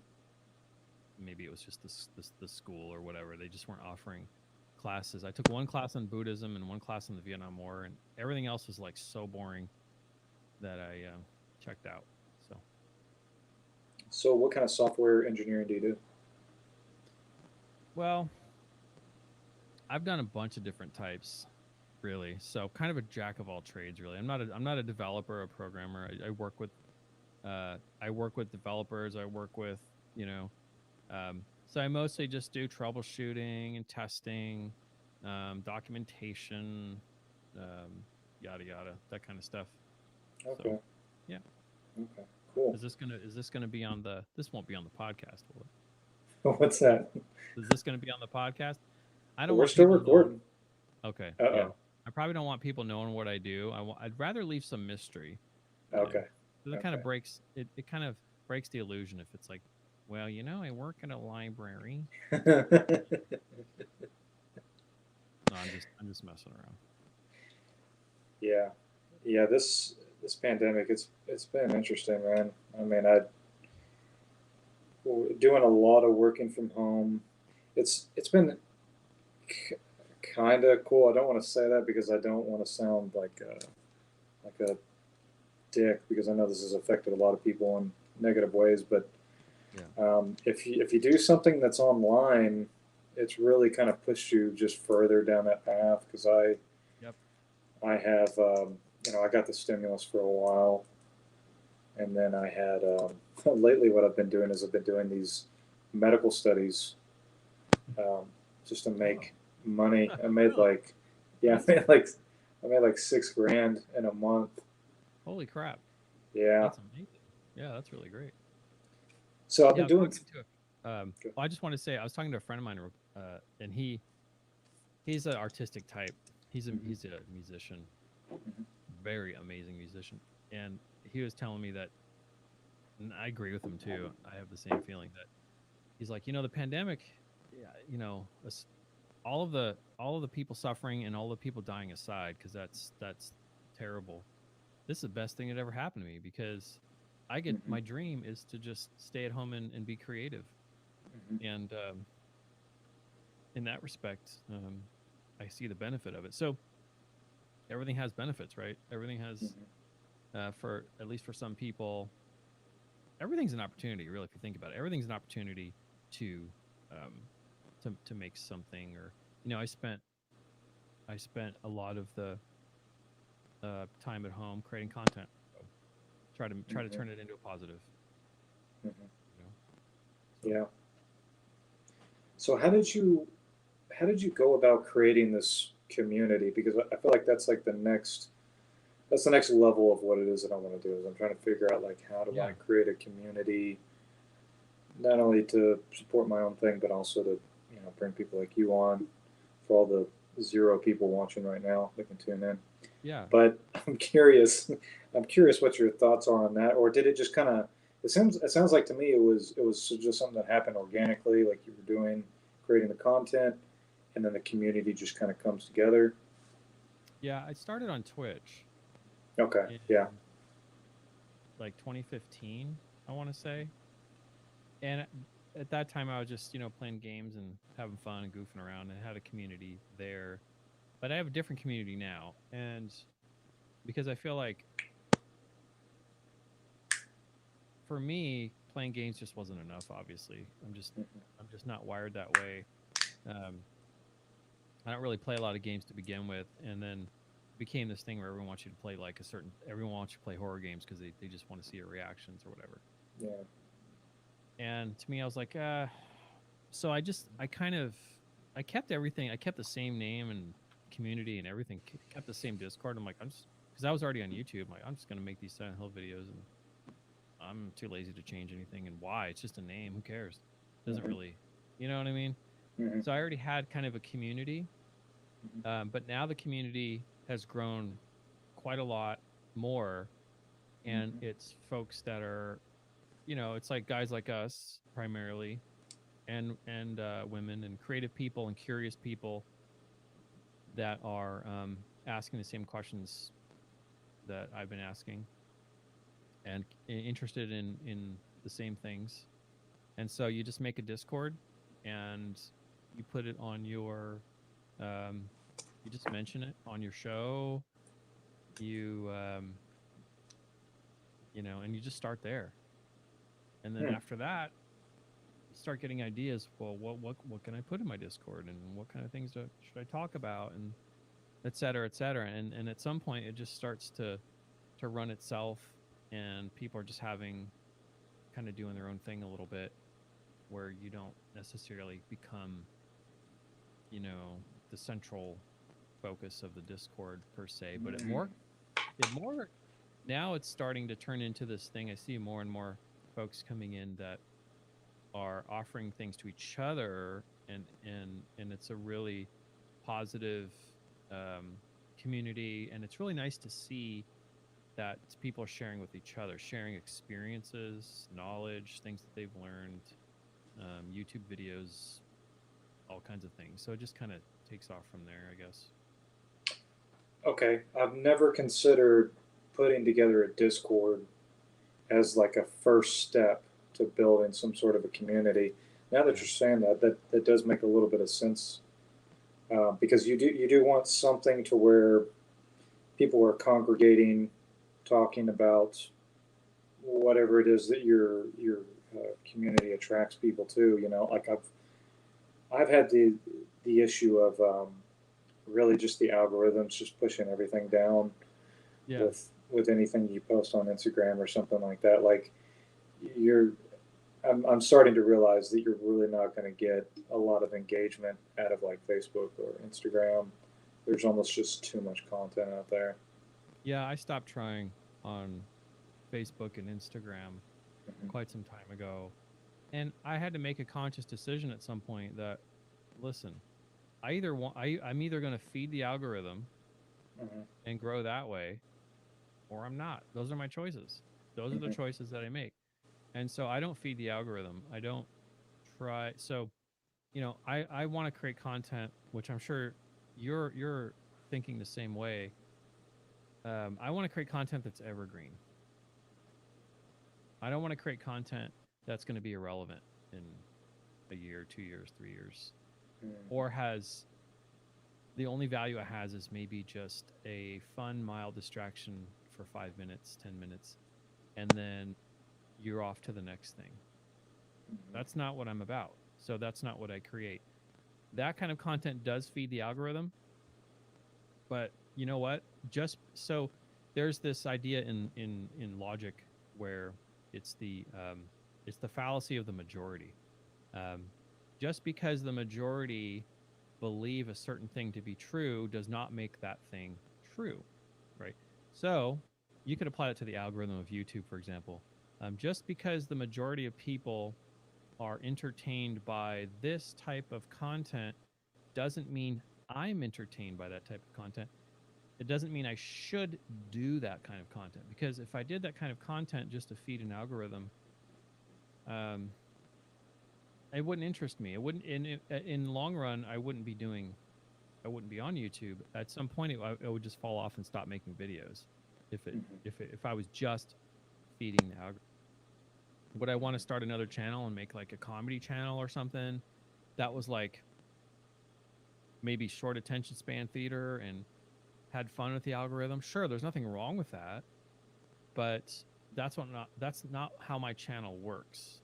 And I feel like the connections with the audience um, are really special when you're focusing on uh, evergreen content. You're focusing on quality content and really long form content, because I think a lot of people are starved for long form content these days. I feel like there's so much rapid fire, just short attention span content that is really not doing anyone's um, mental processes any favors. We have to have, I think we can all collectively break the algorithm. Not that I don't even care about the algorithm anymore, but we can all, just a natural consequence of having more meaningful connections, like long term or long form formats such as yours and what a lot of people are doing now. I think if we just do that, the algorithm will just naturally fall off. Um, but at the same time, if people want to watch cat videos and stuff, which I like cat videos, I'm not here to say all that stuff's bad, Mm-hmm. and I'm not here to say that what I'm doing is better. It's just what I prefer to do. Yeah, yeah, definitely. Do you have any interest in going to like Odyssey or BitChute or any of that stuff? Yeah, I have an Odyssey channel. The growth's really slow there. There's just not as many eyeballs, but Mm-hmm. it's good to have. Yeah, it's good to be on other platforms, just in case I get kicked off of YouTube for something. You know what I mean? Or things Mm-hmm. change in such a way that I just feel like I can't, in good conscience. be on this platform anymore. You know, I made a conscious decision not to monetize my channel. My channel was eligible for monetization, uh, gosh, a couple years ago probably, Mhm. and I decided not to do it. But now YouTube changed their terms of service, which they can. It's fine. They change their terms of service, and they can put ads on anyone's channel, even if you choose not to monetize. I haven't seen any ads on my channel yet. No one in the community has mentioned it yet. I've asked people to maybe let me know if they see it. I haven't seen anything change that way, but because I just don't feel like in the middle of my video, what value is there in a Doritos commercial? To me personally, it's like I have nothing against Doritos, but you Yeah. know, that's not the kind of content I'm creating, right? I'm trying to create content that means something to me, that I can look back on and not be embarrassed. Mhm. I can look back on and go, I wasn't just doing that for the views Mhm. or for the ad revenue or just for whatever Mhm. reason, you know. So that's kind of the way. And I feel like if you do something that's meaningful to you, uh, sooner or later, and probably later, which is fine. It is what it is. You will the right people that really like your content will word will get out, and people will get on board, and you'll grow an audience, and you'll have a nice community. And that's all. That's really all you can ask for. I consider myself successful now, and I really don't have. I have quite a small channel, but I consider it successful because I get an email, two emails, three, four, five emails a week of someone just thanking me for a certain perspective or relaying Mhm. a story from their experience and how much better they're doing today or whatever the Mhm. circumstances are. I feel like that's what really matters, isn't it? Mhm. A special connection with other people. Yeah. Yeah, because I can't tell you how many people there have been in my life growing up that were a positive influence for me. Mhm. I'm just doing what people do naturally, and that's pretty much it, right? So Yeah, I'm excited to see what happens with these other platforms that come up because I feel like, with all of the censorship and all this BS that's been going on with the major platforms that yeah, we have, it'll be really cool to see if Odyssey or BitChute or any of these others take off. And if you got your stuff there, you know, you could yeah, potentially. you're right. You're absolutely right. It could definitely happen. Um, Facebook's falling out of favor with a lot of people. Mhm. There's nothing. There's absolutely no rule, or there's no safe, place. And there's no safe platform. I mean, we saw MySpace. I don't know Mhm. if you remember MySpace or used Mhm. MySpace. Yep. Kind of dating myself, but MySpace was like the biggest platform Mhm. that went away. I mean, it's still around, but not really. And so you never know. But BitChute, man, BitChute's like totally. That's another level there. You go on Really. BitChute, you're seeing some different stuff there. Yeah. Just You're seeing something. like you're seeing like Friday Night SmackDown. Have you seen that? That's just No. yeah. There's just all this crazy um like Antifa protester footage, and Oh there's this man. guy commentating like it's a like what's that show where the people go on the obstacle courses and they just eat massive shit all they, the time? it's You know what I'm talking about? MX something. It's the Japanese guys. You Yeah, talk yeah, MX or something yeah. like You're that. seeing Yeah. that kind of stuff. You're hearing that kind of commentary, that kind of voiceover with video of like police beating up people. Oh, It's okay. just so crazy. I'm like, oh my god, this is just insane. But well, you never know. I mean, there's everything's just so weird now. Everything's all politically divided, and Yeah.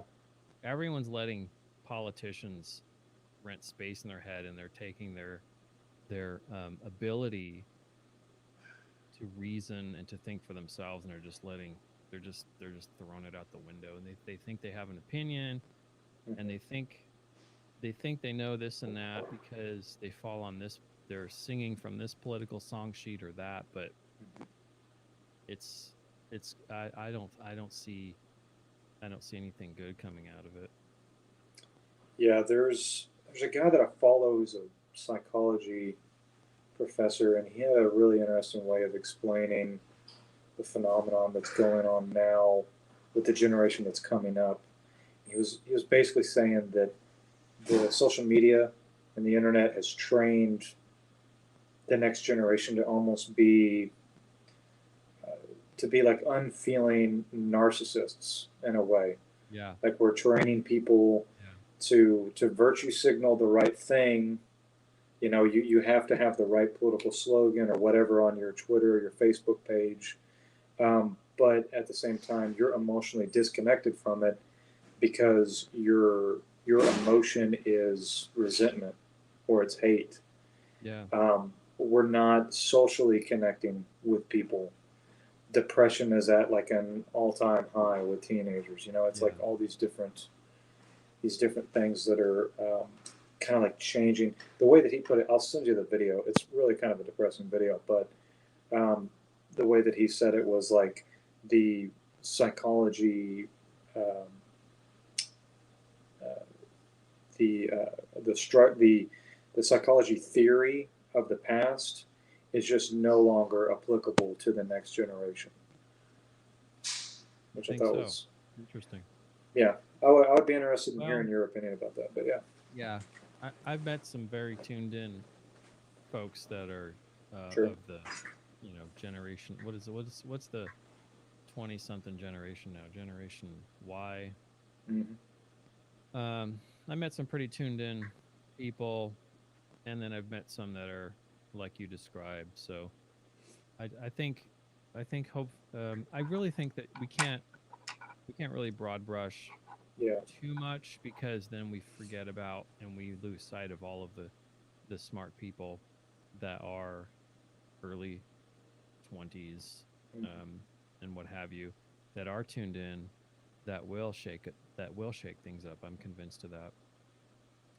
Because the thing with change in a society and a civilization, you'd be surprised at how few people it actually takes. I mean, if you think about where all of the um, think about where the worldviews come from primarily, the worldviews that people repeat, um, as if they invented it themselves.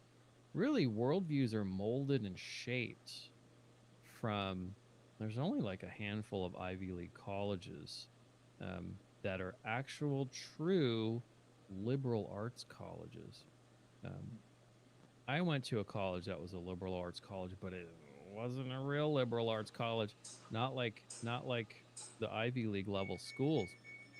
And so, Liber is Latin for free, but it's also Latin for book. Imagine that. The class that could read were also the free people in classical, uh, in the time in Europe when people spoke Latin.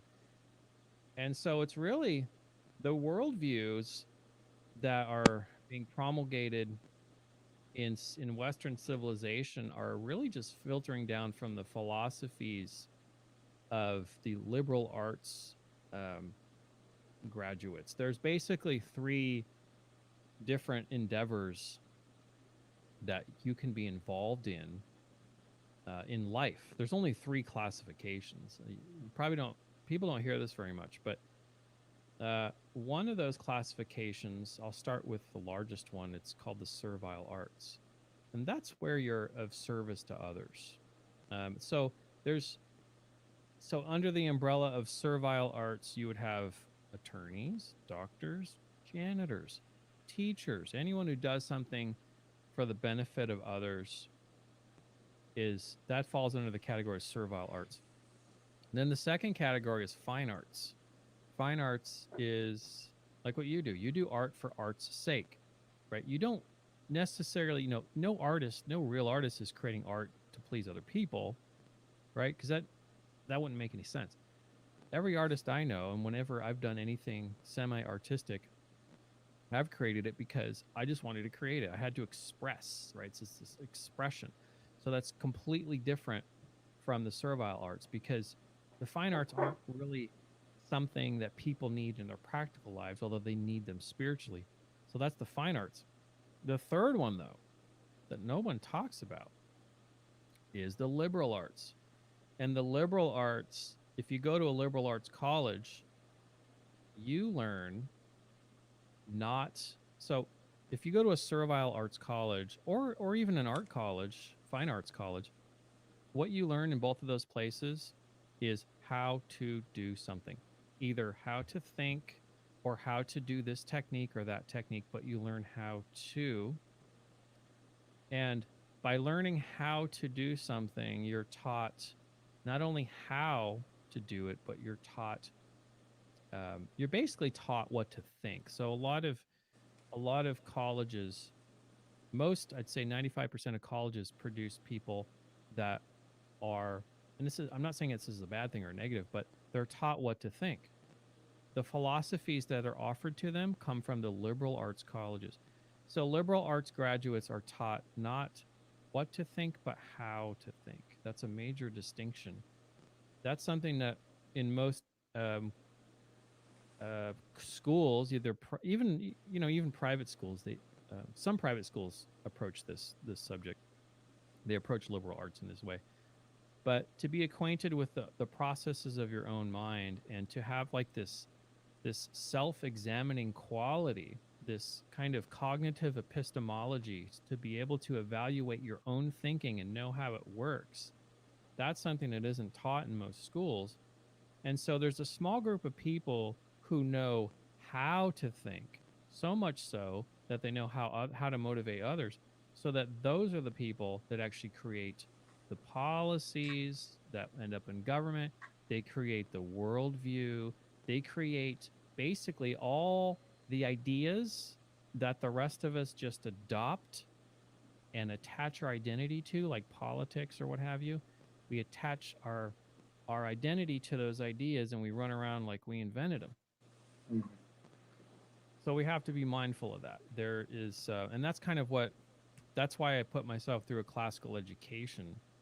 Um, for that reason, is because I knew that there was a lot that wasn't shared with me in school, that I started to learn bits and pieces from people who had this sort of knowledge. And that's probably what led me to occult study too, because there's a lot of people that are very knowledgeable in the occult that know how to think. They weren't not only taught what to think, but maybe later on they learned how to think, or right from the get-go they were taught how to think, which is a lot of people don't want to talk about that subject, or they don't want to, if you ask someone, if you start talking about this subject of how to think, people go, oh, Mhm. you don't need to tell me all that. I can think for myself. I do this and that, Yeah. but really you don't. And it took me several years of study to realize that what I was missing out on and this is after I went to college, what I was missing out on in high school and college and all that kind of stuff was no one ever taught me how to think. If that makes sense. So I think that factors in pretty large for me with everything that I do. Is I'm always, like my word magic series, it's basically about taking a step back from language and evaluating it, right? So Mhm. you can do that with anything. You can take a step back from your art and really evaluate it, not overanalyze it, but just honestly evaluate it, and be honest with yourself and kind of evaluate, how is it that I think this way? Why do I think this way? What caused me to think this way? And are there any alternatives? So, So, whenever you say a classical education, I think this goes back to what we were talking about as far as understanding versus knowledge as well, yes, right? that Because factors in. That yeah, factors in. Yeah, because there's we an have. old model. There's an old model of education Mhm. before they before the one room schoolhouse became extinct, because there was a form of the classical education happening in the one room schoolhouse that is so high level that people think it's antiquated, but when you really look into it, you go, holy crap, this is amazing. Really? um I'll just leave you with a couple of things to explore. uh there is a teacher by the name of John Taylor Gatto, Gatto. He's since passed away, but he is one of these teachers. He was a teacher in, I believe, the New York City school system. He was like teacher of the year, and everyone loved this guy because, and I was so lucky to have at least a couple of teachers like this person who had this teaching style that he would allow his students. So he would allow his students to investigate areas of interest for themselves, and he would help facilitate that. Like, for example, one student was interested in a certain type of business, and the teacher suggested, well, who would be the best person you think to talk to that has the experience? And the student did some research and said it would be this person in Manhattan in this giant office, and they're this very successful billionaire. And he says, okay, I'll tell you what you do. Why don't you just write a letter to this person, explain, and teacher helps the student. Probably, I think this was a middle school student. He helps the student craft a letter to this person, and they send the letter. And sure enough, a couple weeks down the road, this high-powered executive business person um, invites the student to an interview, and then the teacher helps the student with crafting certain questions that make sense to try to help the student learn more about what they're interested in. This is the type of education I'm talking about, where just like religion, and think about this, and I notice this a lot in our civilization. Pretty much the same playbooks that have been used in religion are used in government, they're used in education, they're used across the board. Mm. And basically, think about the model of of religion, where everything's dictated to you. There's one way to do it, and this is how you're going to do it. Mm-hmm. That's college, dude.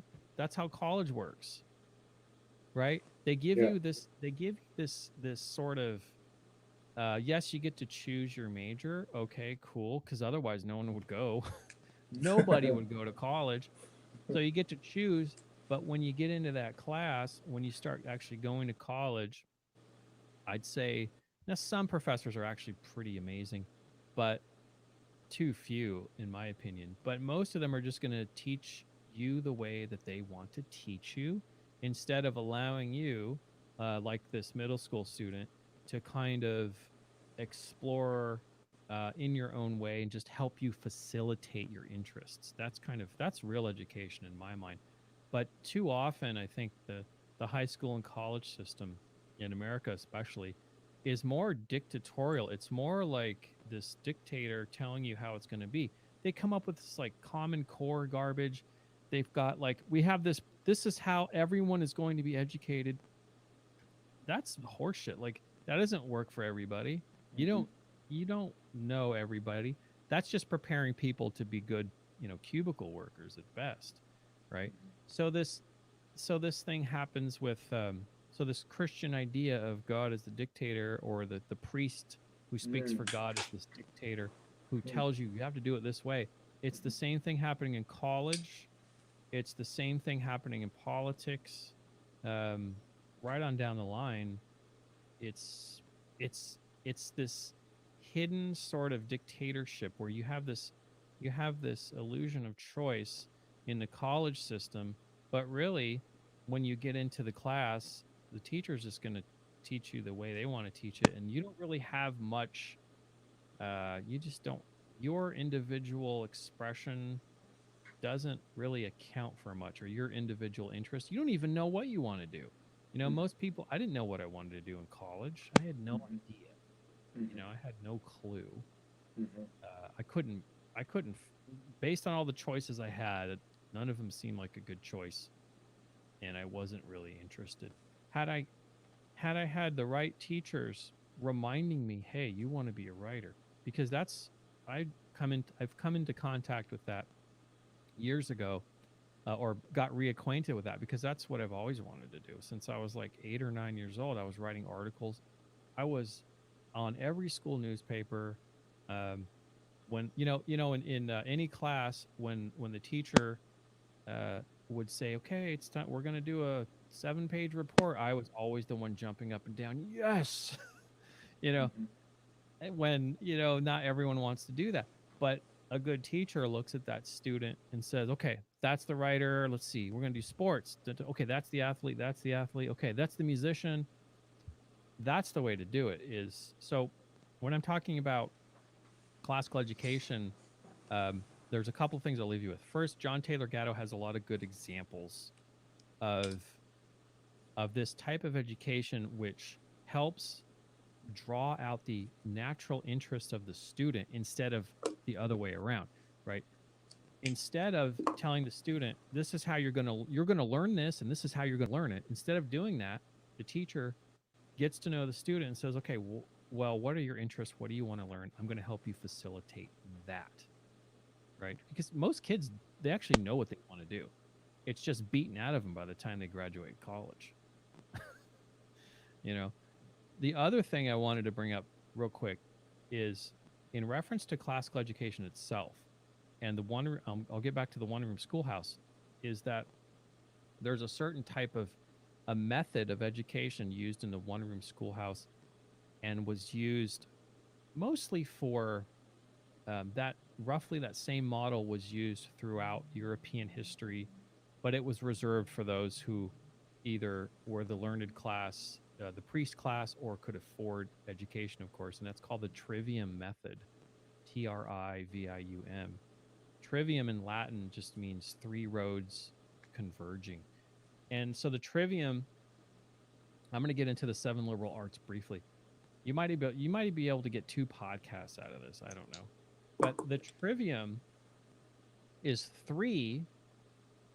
It's 3 disciplines, overlapping disciplines that kind of converge together. The first one is grammar.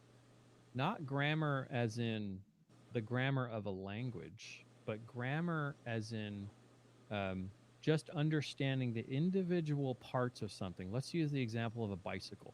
Say you want to learn how to build a bicycle from parts. Okay. The first step of the trivium, and you have to do these in order. It'll make sense once I explain these. The grammar is basically, okay, class, let's learn about the individual parts of the bicycle. What are all the parts that are needed? Okay, that's grammar. The next step is logic. And logic is basically so now that we understand the individual parts, logic is the phase where we put the pieces together. Okay. If we have a bike that is not functional or otherwise just a mess, then we know that our logic is somehow incorrect. Just like if you have an argument that it doesn't make any logical sense, it falls apart, just like a bicycle if you don't build it right.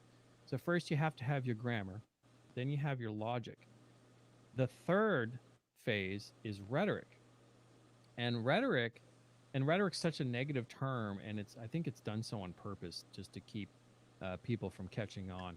But rhetoric is the idea that, okay, I know what all the parts are. I've passed the test, and the way to pass the test is putting all the parts together, right? Like proving what you know in the real world, not just spitting back stuff on a test, which is totally the wrong way to do it.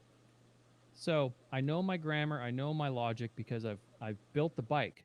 The last thing is I need to be able to demonstrate my proficiency in building this bicycle by teaching others how to do it.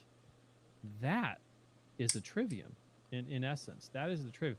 Teaching others how to do it, because if you can't successfully explain to a totally new person how to do something, you don't understand it yourself, and you've just repeated back something on a test that you will forget in a month, Mm-hmm. 2 weeks. Oh, I don't know. I don't remember what I learned in college, right? Mm-hmm. So that's the trivium. Now, the trivium is that's utilized heavily by people that went to liberal arts colleges that become lawyers, that become statesmen, politicians, philosophers, writers, et cetera, et cetera. Basically, people that are skilled writers, orators that use persuasive argument, et cetera. So that's a field of knowledge. Now, the trivium is only three parts of what's called the seven liberal arts. So, in liberal arts colleges, in the classic liberal arts education, there are 7 steps. Okay. Someone like, let's say, um, Obama. Okay. Barack Obama. He went to a liberal arts school and he mastered the trivium: grammar, logic, and rhetoric. Well spoken, intelligent. He could demonstrate his knowledge. That's the trivium. You don't need to go any further than that if you don't want to. However, and also the trivium also addresses the it's the component of the inner self, or knowing how your mind works. The next 4 steps is called the quadrivium. This is the external world. The quadrivium is the sciences in the 7 liberal arts. So and it's so important, the order, just like the trivium, because you can't learn logic and then grammar, right? You can't learn how to put the bike together without knowing the parts. You can't learn, you can't do rhetoric. You can't say how to build a bike if you don't know the other 2. So let's take the trivium and set it aside. You can the trivium is a prerequisite for the quadrivium, but not the other way around. Like, you don't, if you just learn the trivium, you're good. You can excel in those areas. But let's say that's not enough for you. Let's say you're not Barack Obama, or you're not a statesman, or an attorney, or a philosopher. Let's say you're Isaac Newton.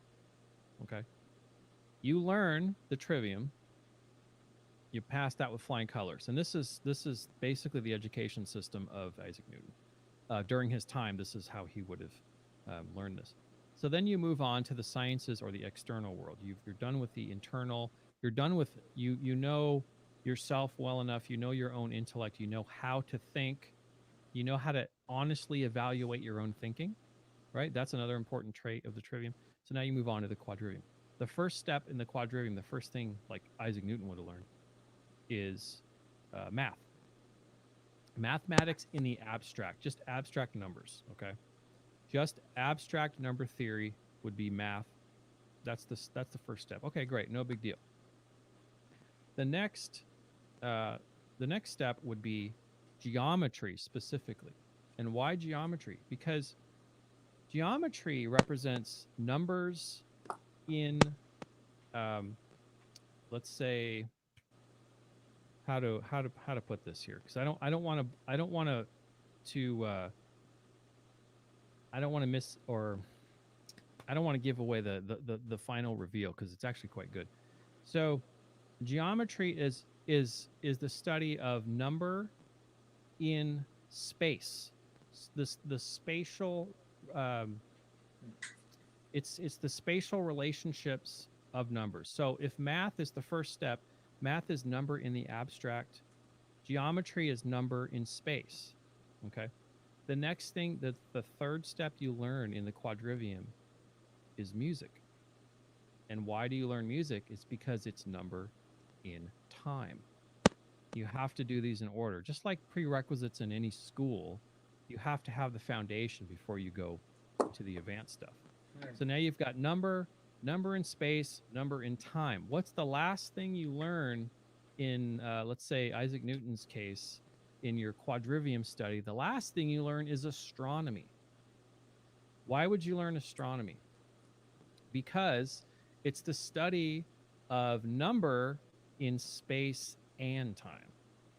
So it encompasses all of them, but you have to learn the prerequisites first.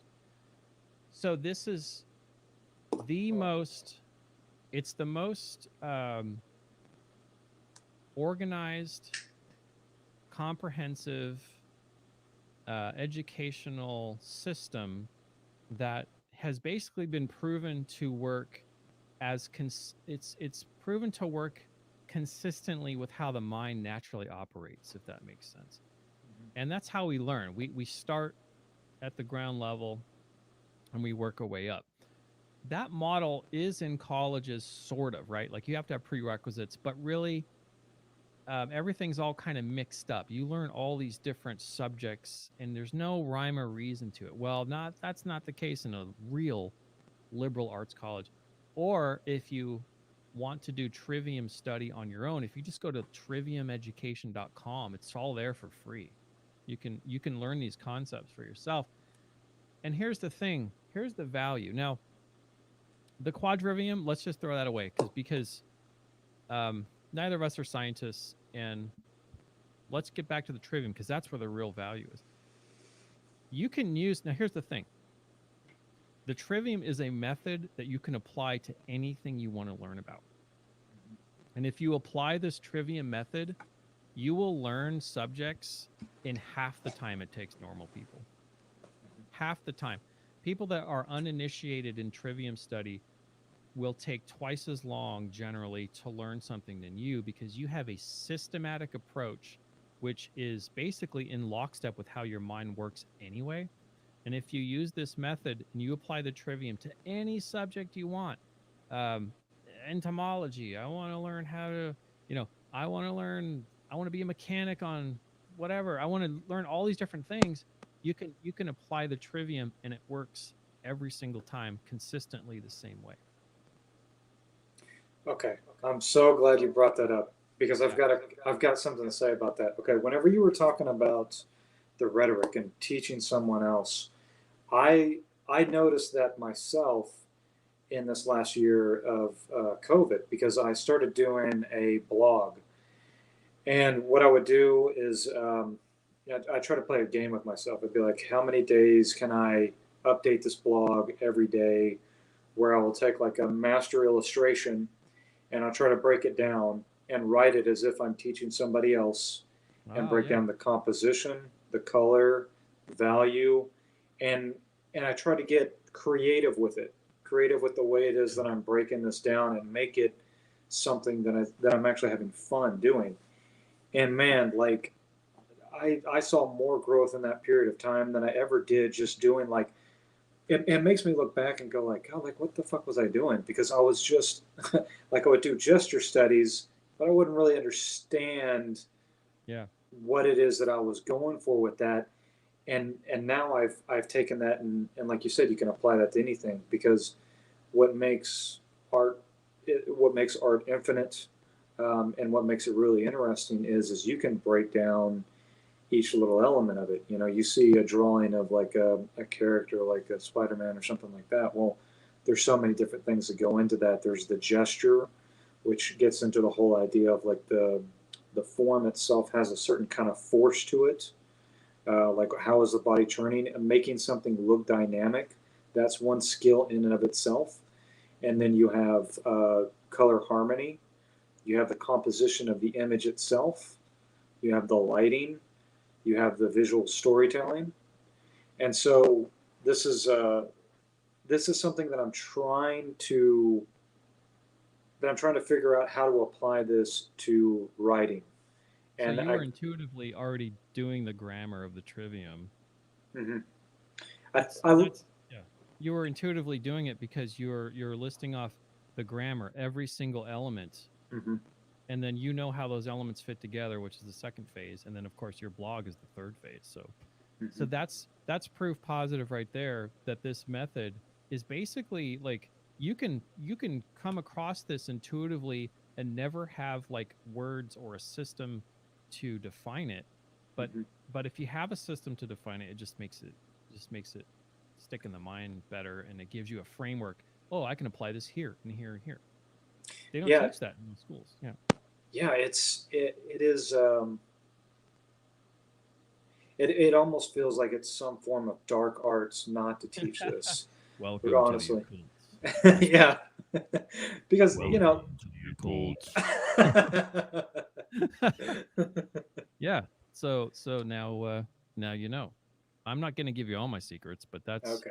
I'll leave you with that. So that's, hey man, I think that's going to be some good juicy material for your podcast Yeah. and for your audience to explore. Yeah. Right on, man. I appreciate the hell out of you for giving me your time. If I can ask you just one quick question, and I know it's going to be a long answer, but considering What answers aren't long for me, man? they're Yeah, awesome, I I know. love them.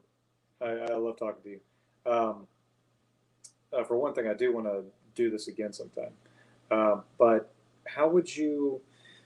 I mean, I guess it's kind of self-evident, but if you're saying like writing fiction, okay, like say you're getting into the habit of writing fiction, how exactly would you go about doing that? And do you think that the analysis that you're doing of these video games would basically be breaking down the grammar of it, right? Because you're in a sense you're breaking down the story structure, you're analyzing it. In a sense, I guess you're doing all three, right? Because I'm doing all three. Yeah, I yeah, have to do all three or else it would be like most other videos. Do you know what I'm saying? right. That's Hmm. that's why that's what people um resonate with, and that's why they go, wow, these videos are amazing, or I've never seen that before, is because I'm doing this magical trivium act and they don't know what it is necessarily, but Okay. we all do it on certain levels. If someone, it's like if you stumble upon, it's like a magician stumbling upon some kind of magic thing that they do once and they go, holy crap, and then they struggle to put words to it and they're trying to replicate whatever it is that they did on accident, Hmm. versus having a sage come up and go, oh yeah, let me break this down for you and explain how you can do that. Yeah.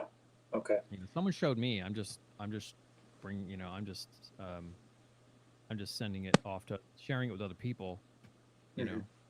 So Cool, man. Cool. I appreciate the hell out of you. Really, seriously. I didn't when I emailed you, I was like, this dude's not even gonna reply, and then you were like, oh yeah. yeah, that's cool, man. No, you know, but this is what it's about, right? This is what's most important. Um, this is this is really where everything happens. I mean, it's a benefit for everyone. Hmm. And I know you're just starting out and everything, but I mean, gosh, it wasn't that long ago where I had 200 subscribers, Mm. you know, on my YouTube, and so Um, and believe me, I'm not going to do an interview just about with anybody. I had to check out your podcast, and it's good. It's very first of all, it's very calming. Hmm. It's very insightful. Hmm. Um, and you know, artistic people tend to be very introspective and always interesting to talk to. So you know, that's you're no different, obviously. And your art's really awesome, and I'm a big fan of art, so I figured, hey, why not? I've been asked to do other things, and I kind of check people out, and I'm like, yeah, no, that's okay, you know. So you have to be selective, but you know, but yeah, I definitely we'll definitely do this again once you get rolling, and I feel like you know, just keep going. That's the number one thing is just to keep going. So Cool, man. yeah, Cool. dude. Thanks, Wes. I appreciate Yeah. it. Thank you, Paul. I'm going to go ahead and end the broadcast now. Thank you for everyone who tunes in the future to this. Nobody showed Yeah, up on the yeah. And broadcast, but like 10 years from now, I'm kidding. Yeah, send me a link once you get it up. That'd be cool. yeah, I'll send you a link, and then I've got some other links I'm going to send you as well about the Yeah, topics cool. and whatnot. We can kind of share them back and forth. All So, right, my friend. all right, brother, take it easy. Have a good one. All right, You too. bye.